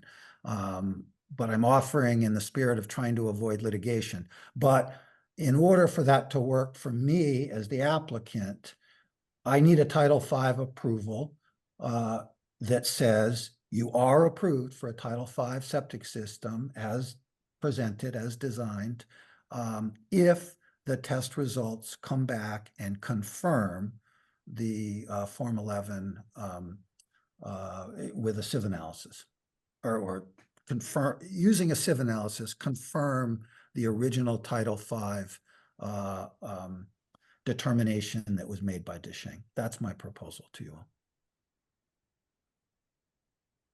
But Title V doesn't use sieve analysis, so I've got a problem. Well, but we did, Diana, what Title V asked us to do. And we don't agree with. Right, access. right. And that's why So I can't approve it. Okay, then we'll litigate it. Up to you. If I can ask a question, who's doing the testing? Well, so we get to be jointly, if I understand. Yeah, So right now, Steve, you can come out and look at it. You can come out No, and be I'm with. just saying, is it going to be an independent contractor that's going to come out and do the testing? Is it Desheng? Well, that's a good question, Steve. I'm happy to have, I mean, just so you understand the process that happens, you bring a machine out there, it digs a hole, and you determine the depth of the hole, you know, the right point, the depth that you should take the sample from. And that's pretty clear what that is. And Desheng and Mark can agree to that, I think. And then you get a shovel and you put it in a bottle and you send it to a lab. If you don't want to have Desheng put the shovel in the ground and you want to bring a guy to do it, I don't think that's necessary to do it that way, but I'm fine with that. In other words, who puts the shovel in the ground? You can't cheat as long as everybody knows where the dirt's coming from. So there's one thing I'd like to probably clarify a little, so on it. So obviously, I agree that DEP doesn't allow for the sieve analysis to replace a perk test, because for septic system design is based on the perk and then also based on the soil texture. But the soil texture, I don't think in the Title V, I don't recall any section said you cannot use sieve analysis, because the sieve analysis diagram was presented in the menu. I have to check in on the Title V. They may also have included that USDA's triangle diagram in the Title V. I know definitely was in our training menus actually carried to the field. So that if that diagram is presented in the Title V, to me, it's allowed to use it. Otherwise, where you can get the triangle diagram for your reference of soil texture? Yeah, and Title V is Diana. Title V is silent on this issue. It's not that it says you can't do it. Aren't we going to It's then silent. ask them? And that's what we said. We need to put in some kind of context and make sure we asking the right question in the right context. We all agree can clearly find the question rather than to making things more harder to understand. And that's not what our purpose. We want to get into the bottom is say, well, what actually the Title V allow for confirming the soil texture. That's actually the right question in that dispute of that soil texture by two soil evaluator. That's technically it's the real situation we are facing here. It's no more complicated than that. It's not the deep hole, it's a deep enough or not. So we have deep enough, we all agree. It's all more than 10 feet deep. I think Deshang phrased that pretty well. So that's what I propose that we do next is, Bob,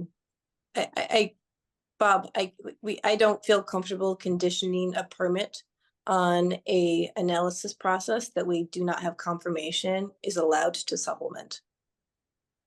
And so I like Deshang's phrasing. What analysis is allowed to confirm or supplement the soil evaluation that was done. But here's the deal, Julie. So I can live without the formal vote tonight. What I'm going to say is that if I put a machine out there and we do the test as I've described, I want you all to tell me tonight that you're going to vote me an unconditional approval on the Title V application. If you can't do that, then vote it down if you need to tonight and let's drive on. That's what I'm offering. I'm not willing to spend any more money messing around unless I know that you guys are on board approving this. And then I'll go do the testing you want, and we'll look at the sieve, which is the best science. And if it confirms, again, it's about confirming the applicant's analysis that was done whenever it was. We understand that. So I'd like to bring up another point that Diana made me think about. So if we did this and did both the in the field observation and then stuck that sample in a jar. What do you mean by the? And then we would be complying with Title V and getting the sieve analysis. But won't we end up in the same place that that two different people, Mark and Deshang, run the stuff, the soil through their fingers and say something, give different answers? Then we're back in the same spot. And I've spent thousands of dollars doing it. So that doesn't. But then we have samples that they both observed and go to a lab and get it. But we already know we have the dispute. So what I would say is that we don't need to have them run it through their hands again and tell us they still dispute it. Let's just go And we have given you a properly filed Form 11 with the loamy sand as the determination, and you disagree. And so what I'm saying is the board will approve the system if we go out and we test, we do a sieve analysis test to confirm the original Title V determination made on Form 11. That's my I proposal. think I have concerns with Julie on making this on something that we don't have confirmation is really something that we should be doing as a Board of Health. That's tricky for me. So I have to think about that. I would like to pose the question that Deshang asked to DEP. And what if DEP says, yes, this can be supplemental, then absolutely, I'd like to proceed with the 2 or the 3, I can't remember where we landed with that, samples in the location of our choosing, which would be as close to the contested deep holes as possible to find undisturbed soil. And then go for that. And if it confirms that we have loamy sand, then absolutely we'll move forward. There are other conditions that go with this permit that are not related to the leaching area. Well, I haven't heard those, so. We alluded to them earlier tonight. That's the things that we were talking about earlier, which is if we approved, it would be conditional to our review and approval of how sewer and water lines crossed, or that we review the documents about what's communicated to homeowners. Again, I mean, that doesn't, I'm not hearing any deal, I'm I'm not hearing any deal killers, Daryl, there, but we got to get this resolved. We cannot keep. I agree. So here's the next thing, because I would like to have this resolved as well. So probably next week is going to be a pretty tough week to get anyone at DEP or really anyone ready to convene. But we can reach out and try to set up a meeting. Would a Zoom be okay, or do we want to try an in-person meeting? Is Zoom satisfactory as a way to do So this? Deshang, what do you think? Is Zoom okay with DEP? I mean, but Mark, you have some, I mean, we all go to Clear Golden, so that's like, I'm assuming that's what we and that she is very knowledgeable, but I'm not sure I did ask her for some other questions like the IEA, so she cannot answer, but I think for the soil texture, I hope she can get an answer. If it's not, maybe she will have to talk to her DEP council too. So I'm just trying to be a little bit more what could leading to a Zoom meeting. Definitely, either Zoom meeting is fine with me. So if we that's probably a little bit more flexible for everybody can jump on it. If an in-person meeting probably would be much harder to schedule. To schedule. I have no problem.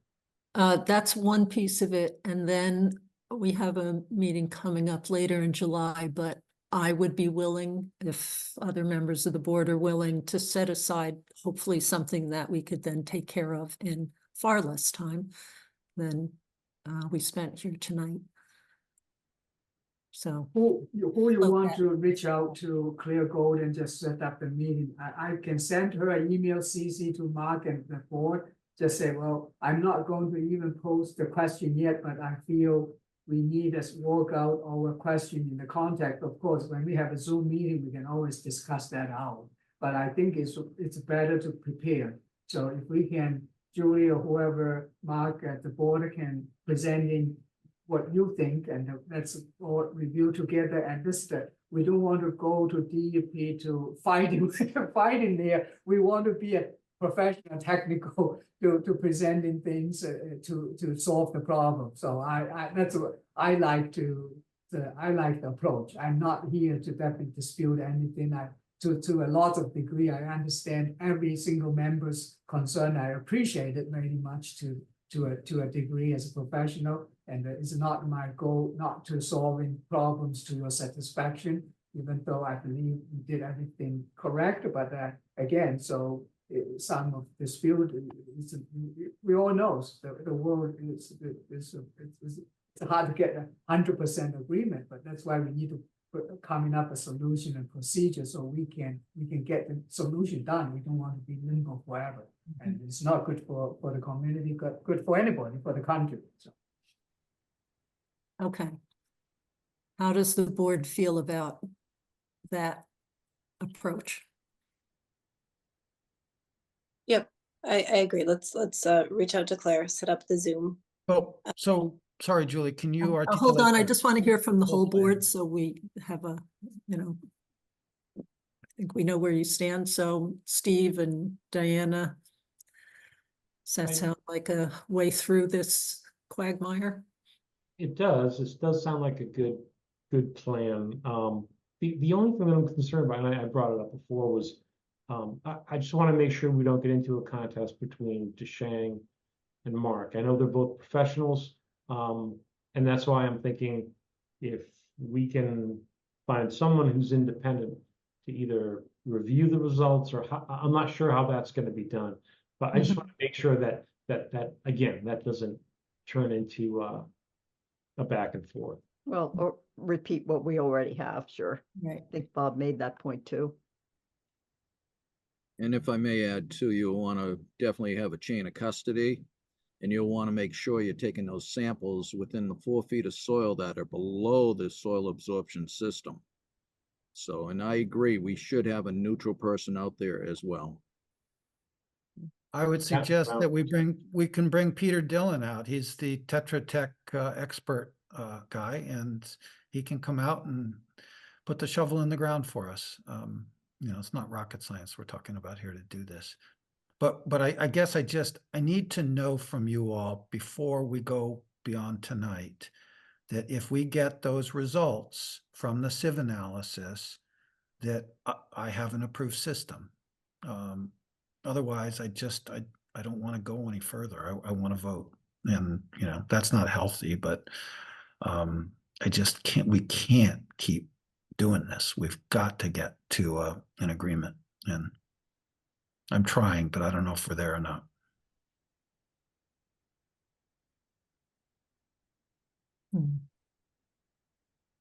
So my proposal, I'll just put it out there. My proposal is that you can not do a final vote, but I want a good faith indication from this board that if we go to DEP and they say that our plan to get sieve analysis on some test holes, and in order to resolve it, a dispute where the Form 11 was filed as loamy sand, and Mark disagrees with that, and we're going out to a lab to get a dispositive answer that makes you all comfortable.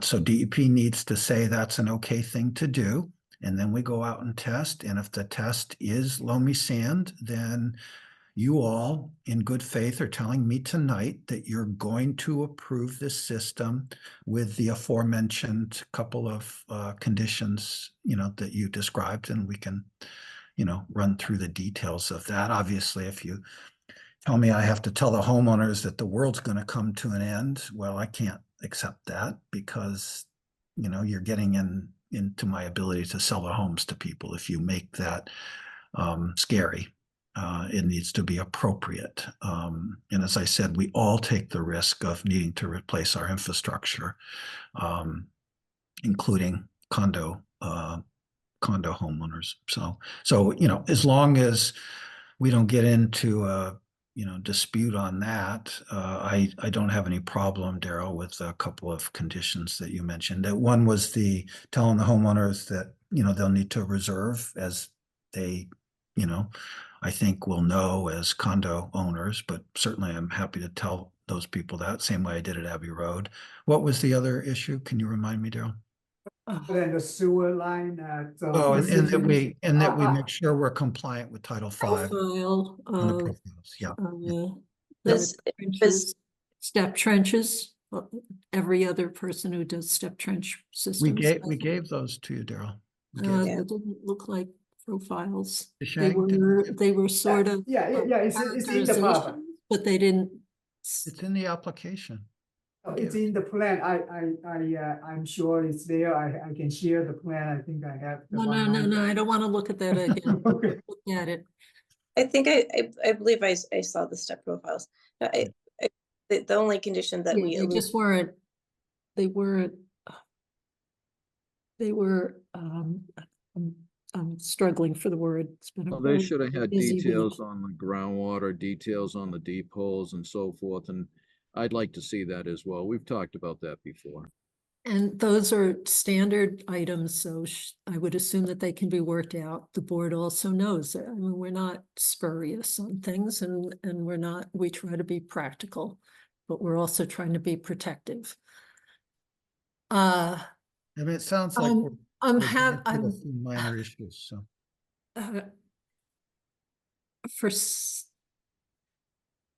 I'm not I'm not the kind of person who responds to those pitches of people being like, if you sign up now, you'll get, that's not who I am. So it feels funny to approve something when the quest is still to find out if it's even something that we have a right to do. But I guess there's sort of implied that if it's a no is the answer to that, then we wouldn't be engaged in doing it anyway. But I'm still wrestling with it. That's right now. I feel a bit ambivalent about that. I would rather go to the next step and then say, oh, okay, great, we've got the green light. But it's not fair to me to ask me to go and spend the thousands and thousands. No, I'm just talking about the meeting with DEP. That's all I'm talking about. Well, then the deal falls apart if DEP says no. I mean, then you deny. Well, Then that's the second right. step. That's the point. If we're not supposed to be doing that, and they say no, then we would have done the wrong thing. So, right. Right. That's not how our board No, chooses. so here's, let me clarify, because I think we're close here, but maybe not, I don't know. What I'm saying is that tonight, you as a board will give me a good faith indication that if DEP agrees to this idea that we've come up with to kind of settle a very difficult dispute, if DEP says it's okay, and I go out and it comes back loamy sand, then you will approve subject to just the two simple conditions that you've mentioned. And if you're willing to say that, then I'm willing to go do it. And if, by the way, if DEP says no, right, then you come back and deny. You need to come back and vote one way or the other, right? You still need to take a vote on it. In any case, all I'm asking tonight is you don't even have to take an actual vote. I'm asking for a good faith commitment that if DEP is okay and we go and do these sieve analysis and they come back loamy sand, that you will then approve with those two simple conditions the Title V septic system. If DEP says no, then you come back and you can approve without doing it, but doesn't sound like that's likely what you're going to do. But you come back and take a vote up or down after DEP answers whether it's okay or not. That's what I'm looking for tonight. Nothing Daryl, is ever so simple. I think the idea of two simple conditions, we started touching on some, but there are others, such as, that we wouldn't issue a permit until the project was approved. That would be a condition. There could be garbage grinder condition. There are just other things to. Well, I mean, Daryl, we would have. So the garbage grinder is nothing. Obviously, until I have a comprehensive permit, the Title V does me no good. But it does do me good in that if you approve the Title V, and then I go back based on the denial of what the ZBA has said, and I come back and I say, look, ZBA, this is what I can do to resolve your issues, and I've got a Title V approval, then I can use that, right? It does get me something, which is why I'm staying here till 10:30 at night talking to you all. It's of value. It, clearly there's a And we dispute. get the pleasure of serving the community. Yeah, there you go. There you go. 10:30 at night. Yeah. So. Absolutely. Bob just wants to know if there are any other deal breakers. I mean, I think it's that simple, which is a completely fair question. I don't think there are any other deal breakers than this, but that's the answer is yes, this has to be conditional on the issuance of a comprehensive permit. And yes, the plans as presented have to be the same. I mean, all that stuff, but this was the only deal breaker. Well, sorry, Julie, let me stop you there. The plans could, based on the ZBA denial, the plans could change, right? The ZBA has said that, for example, I have to be a public water supply. Well, if I have to be a public water supply, the plans have to change. Not the septic plans, right?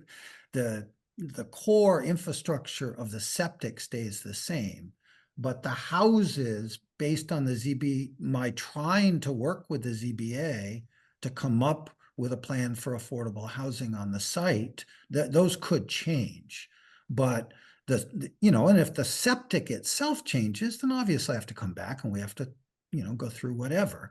And frankly, when things change on the buildings, probably technically I need to come back, but I want that to be a pretty perfunctory process. In other words, if this works for you, the septic system, then vote it up. And if it doesn't, then vote it down. Oh, no, there's a question. As a Sherborn Board of Health and our regs and our concerns, the nitrogen loading was not compelling information to me in light of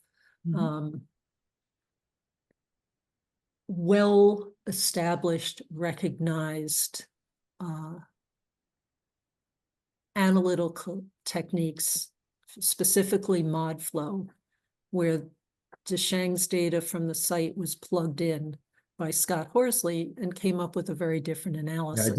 Right now we're talking about Title V. I don't know anything about that, so I can't speak But to it. that to me is not. We're here tonight to speak to the issue of a Title V application. I understand that, but. And you'll get, as a practical matter. And we are focusing on Title V, but. Yeah. But as a practical matter, to address your issue,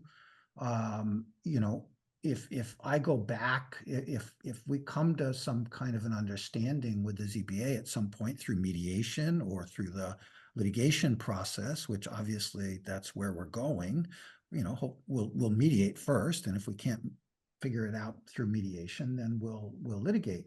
But you'll get another bite at the apple because we'll go back through a ZBA process and you'll get to come and make the same arguments, that you've made. I don't agree with them, as you know, but that doesn't mean you don't get to make them again with the ZBA, because any kind of agreement with the ZBA on a comprehensive permit would come back through them, right? That's how it works. So you would get to make your arguments, and frankly, your arguments are already all in the record with them anyway. No, So you it's were kind of a alluding to separate- there's. That's a separate other issue. issue, but. If I may just suggest a quick, so what, I know we need to move on, I guess is Yes. a lot. So I at this from the communication, I understand what Julie's proposed and in line with what I'm thinking. Can I propose, Julie, you can work out some kind of written instructions to get us to set up the meeting. You can discuss with the board, but I think that you get what I'm trying to request really clearly and fair.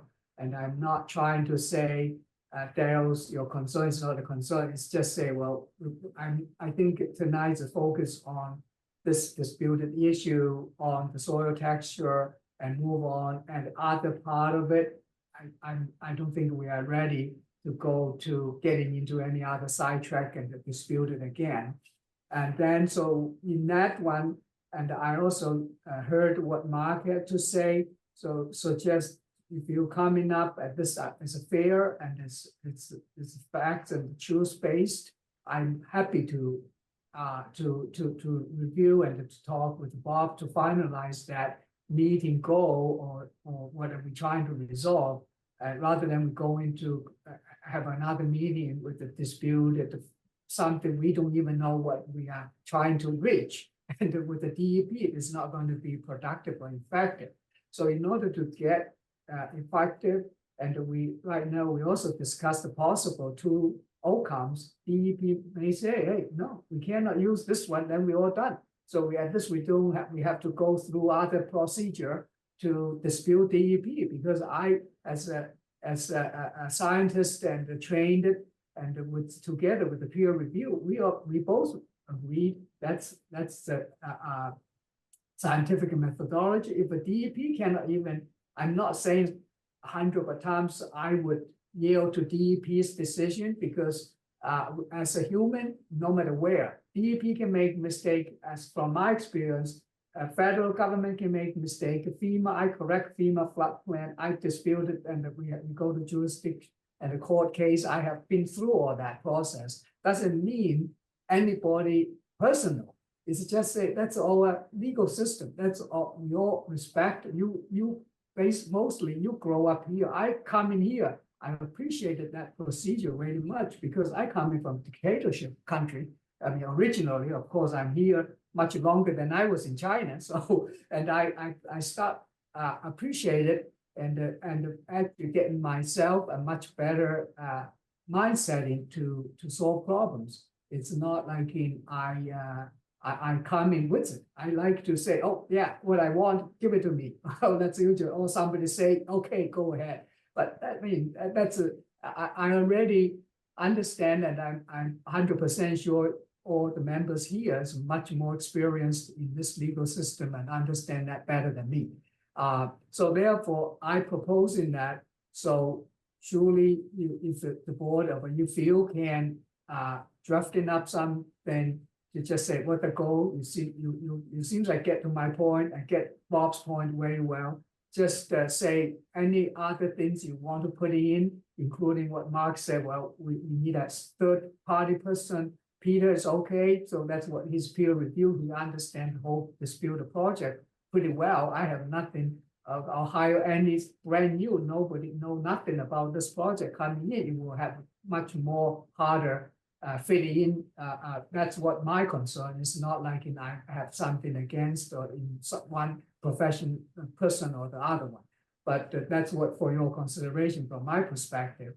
And then whatever you can think of. So you said, so get a close. We all both agree we need to get to a spot as original soils and close enough to whatever the disputed as possible. And I think that's very scientific and factual based, and the target right to the dispute. Because if we are not trying to shoot shoot the moon or shoot the gun, and later on we still don't come in agreement and all causing more dispute, because I'm not in the process to making any argument from any other perspective. I just want to focus this issue. If this issue is the issue of our focus, if it's not, then it's different. Then I'm not trying to making you do it, or if you guys disagree with what I heard and what I see, the project gets stuck. So that's what I would.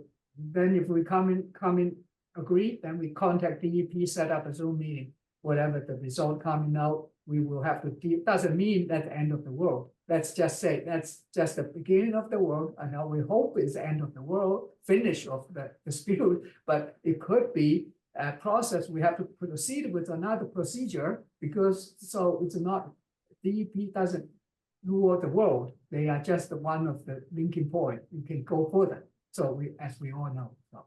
Okay. All right, Daryl, I think we have an agreement that we're going to move forward with just inquiring with DEP. Well, I mean, we're agreeing to more than that, right, Julie? Yes, I'm sorry. It is Yeah. late. I'm trying to summarize the last, Yeah. 2 hours. And so let's move forward with that process. See if in fact this can be used to supplement a list of analysis, and then we will go from there. Well, so can I state what I would like to agree to? Would that be okay? What I would like to agree to is that we will go to DEP, and you can craft a draft of how we're going to approach them if you like. And, Deshang and I are happy to take a look at it. I don't think it's a big deal just to get a meeting. And we asked the question about whether it's okay to use a sieve analysis, not to do the Title V, but to confirm that the applicant's engineer properly classified the soils. And we wanted to use the sieve analysis as the science to make that determination. So we asked that of DEP. If DEP says yes, if DEP says no, then we come back right away and you vote yes or no without that opportunity, obviously. I hope none of us wants that to happen. If DEP says yes, I hire a machine ASAP. We go out there, and I mean, what's the number of holes? Are you okay with 2 holes? And you want to kind of 2 in the middle of the system that aren't already dug, and we get a sieve analysis. And if a sieve analysis comes back and says they're either loamy sand or sand, then you are agreeing tonight in good faith that you will approve the Title V system with the aforementioned, what I consider to be fairly minor conditions, which are that, you're not going to give me the Title V until permit until I come to an agreement and have a comprehensive permit with the ZBA. You're going to ask me to make sure that we'll work out the wording, but to make sure the homeowners know that they need to reserve to take care of the system in the future. What was the other, Daryl used it? It's so late. Yeah, I can't think. And there were other things we didn't get to that. But I didn't hear anything that was a deal killer. So, Exactly. And what we said about the location was undisturbed soils close to the disputed deep holes. And did we decide which 2 those were, Deshang? Do we? We can find that out. I don't remember. I'd like to, is it possible that we can just agree on that now or no? No, No. because I'm I so have a tired. different Can we opinion take about just, what information I'm after. There should be other information. Yeah, it's on the record. Resolve that We can find dispute, it. Okay, resolve that's fine. the soils for the system as a whole.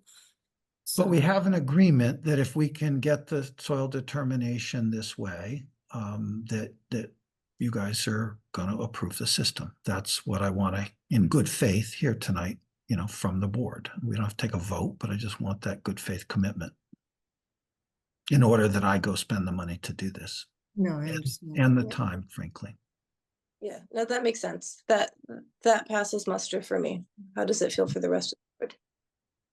I still, I guess, again, I'm one who likes to step back and evaluate. So kind of a carte blanche thing without having thought through. And for you too, Bob, like the things that I don't know that there's necessarily a lot more that we have, but can we the just agree Caltech chambers are outside, well, we are the approving authority. So for a provisional use system, we may approve it with conditions.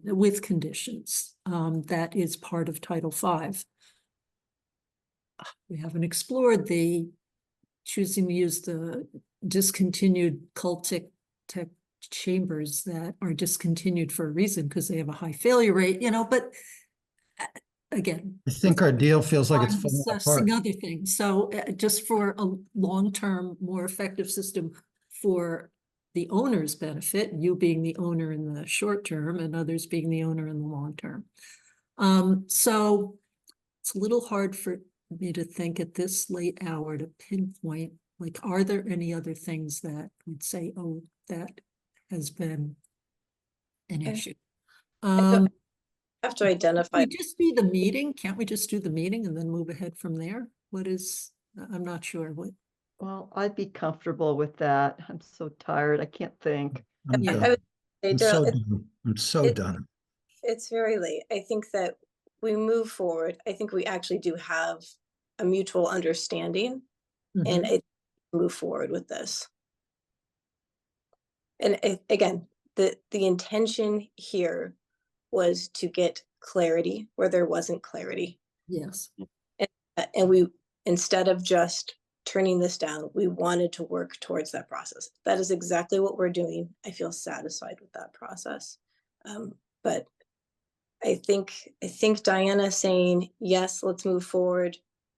Steve, do you agree that we should continue with this further process that we've outlined over the last 2 hours? Yeah, I do agree, but to me, there's two things going on here. Is we've got a process, right? So we've already laid down this process that we're going to work through, going through the DEP and all that. The part that I kind of rubs me the wrong way is having my feet held to the fire to make a decision at this point. I would prefer to go through the process, lay that out, have everyone agree with that, and then we have decision points on our way after that. That's just the way I'm looking at it. I may just propose quickly. I understand so some conditions, if you can maybe talk it out to get a list of the conditions you would going to propose to plus the soil texture confirmation, maybe then that's the time you can because this is not like a brand new project. We have reviewed so many time and so long. So if it's totally brand new, I agree with Steve or with Diane. So, but the procedure here is it's at the time you need to coming up condition. You cannot just say we still need to go to do all the review. You should have your conditions. If anything is not clear, which I can see, the real thing is this soil texture. That's the only thing I see is not clear. Agreed. The others can be conditioned. Then you coming up the condition. We can take a look of it, Bob. That's what I feel is getting to the solution. Otherwise, if we say no, we cannot do. We have to wait. Then you have no end feeling. So, and to be fair, is if after all this month you have a condition, propose it, and that's a review. It's a fair condition, and we can achieve it. It's not something. You are not asking me to shoot the moon or take a trip to the Mars with Elon Musk tomorrow. I can do it. That's what I would think. That sounds like it's a solution for both sides. Otherwise, we all kind of if this is. So if there's any dispute, I present the dispute on the table, and we look at it. If you say, oh, the Caltech is any issue, I wish I know that before I will contact the manufacturer to dig out it's not, I don't want to speculate any other things what happened, because if we using whatever heard, he said, she said, it's not going to provide some solution. So if that's the truth, then let's get to the truth and solve that problem. That's the only way we can move forward. Otherwise, it's not fair process and it's not effective process, in my opinion. Okay, so Daryl, we're going to add this to, well, I know you suggested that we do another special meeting. Given the timeline and with holidays and not knowing DEP's availability, I don't know if we can commit to that. Our next meeting's July 17th, and we know that for sure. Yeah. So why don't we at least make the thing we know, which is that this will be in the agenda for July 17th. But Julie, I don't think we have a deal. I think you agree, but I think your colleagues are not willing to agree. So I feel like we're a little lost. I am not ready to craft intelligible conditions now. Well, Oh, Daryl, I just said that I was willing to, with a good faith statement from you all that you're going to approve the system with the conditions, the general conditions that we've talked about. I said I'm in agreement with that. What I'm not in agreement with is that we show up at the next meeting and you've got new conditions, just like tonight, this Caltech issue. I mean, sure, we're totally willing. If there's a problem with the product, we'll change it out. It's not a problem. But this is the first I've heard of that topic. And you know, I can't keep doing this anymore. I just can't. I need you to tell me that in good faith, if I go do this testing and prove to you through sieve analysis that it's the right classification of soil, then you'll approve the system with those conditions that we've outlined. If you can't do that, then let's just take a vote and be done tonight. I can't go on. I just can't. And I think, you know, we have some agreement on the board and we have not some agreement on the board. And I'd leave it up to you. I feel bad. Jessica's got her hand I'm not raised. positive what you're advocating for. Forgive me, I'm foggy now. Jessica has her hand up. Hi, I was going to just say that respectfully, I'm seeing and witnessing both sides this evening. And it's a very productive discussion, but for everyone's sake, Bob, do you think that it would be okay with you if we were to table this discussion for the evening and return so that we can deliberate in a more fresh state to establish the conditions and possibly set up a time to meet, to consult with DEP, and we will, you know, in some way, shape, or form, respond to you regarding exactly the process of how we will move forward. So that's actually a great suggestion. Thank you. I'm willing to do that if we can meet Monday, Tuesday, or Wednesday of next week. And come to an agreement. I think Jessica's right that it's almost 11 o'clock at night and none of us are thinking clearly. But Tuesday or Wednesday would work for me.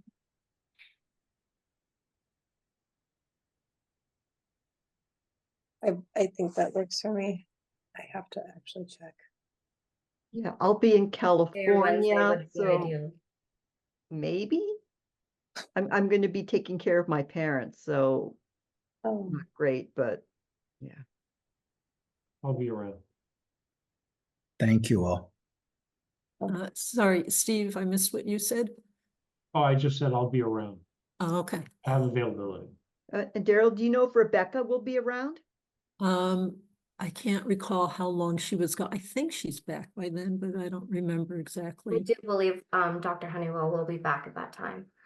And Bob, I completely understand where you're coming from and that you'd like to get a decision, but if there is still questions amongst the board, it might just be in everybody's best interest to take a break and have a little extra time to review. I know that this process has dragged on forever, but we are trying to do our best given our regulations and the scale of this project.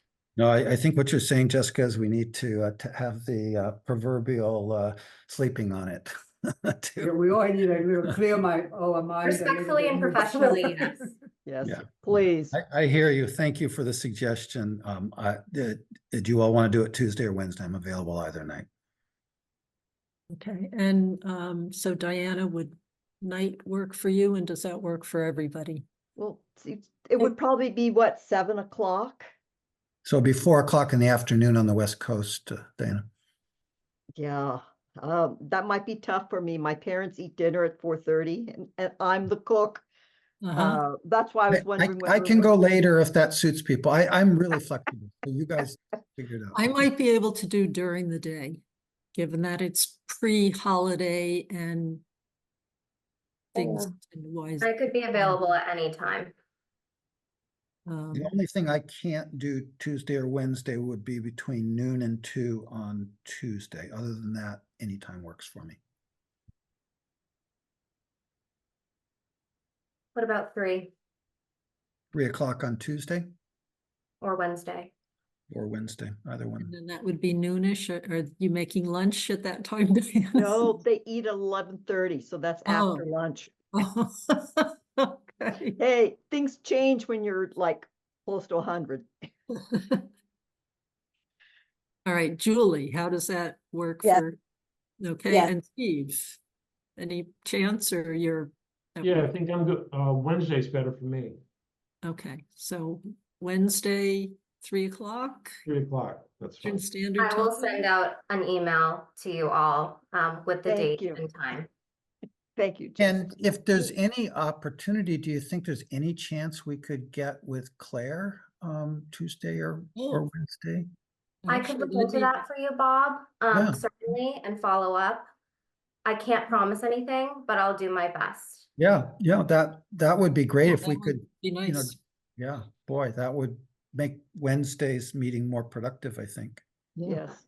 In the First thing meantime, tomorrow, I will reach out to Claire in an email. Perhaps it's better if it comes from me.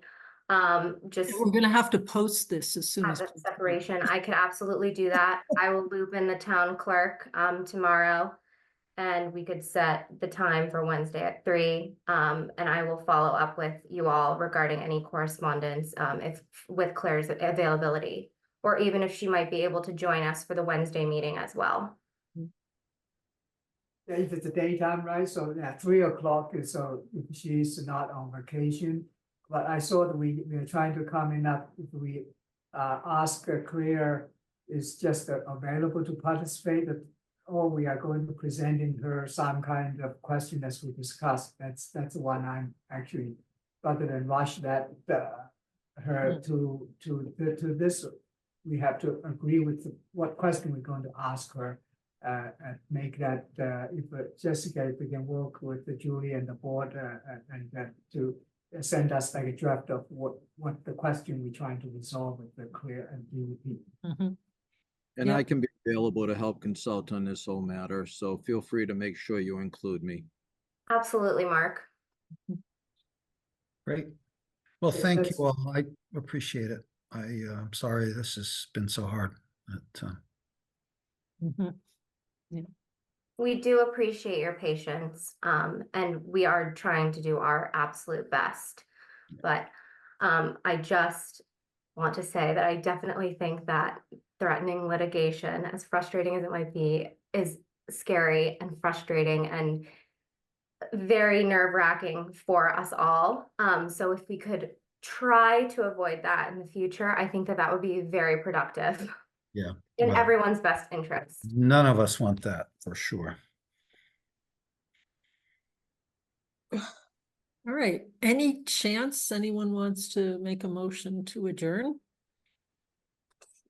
Jeff So looks like he moved. wants to make the motion. I just want to say, you probably thought I fell asleep and left my camera, but I didn't. I listened to that whole discussion. And I wish a lot of people in town could hear that, because if you think of what you went through tonight, back and forth, each side giving it, each side listening, each side making scientific points and philosophical points, it was really a good discussion.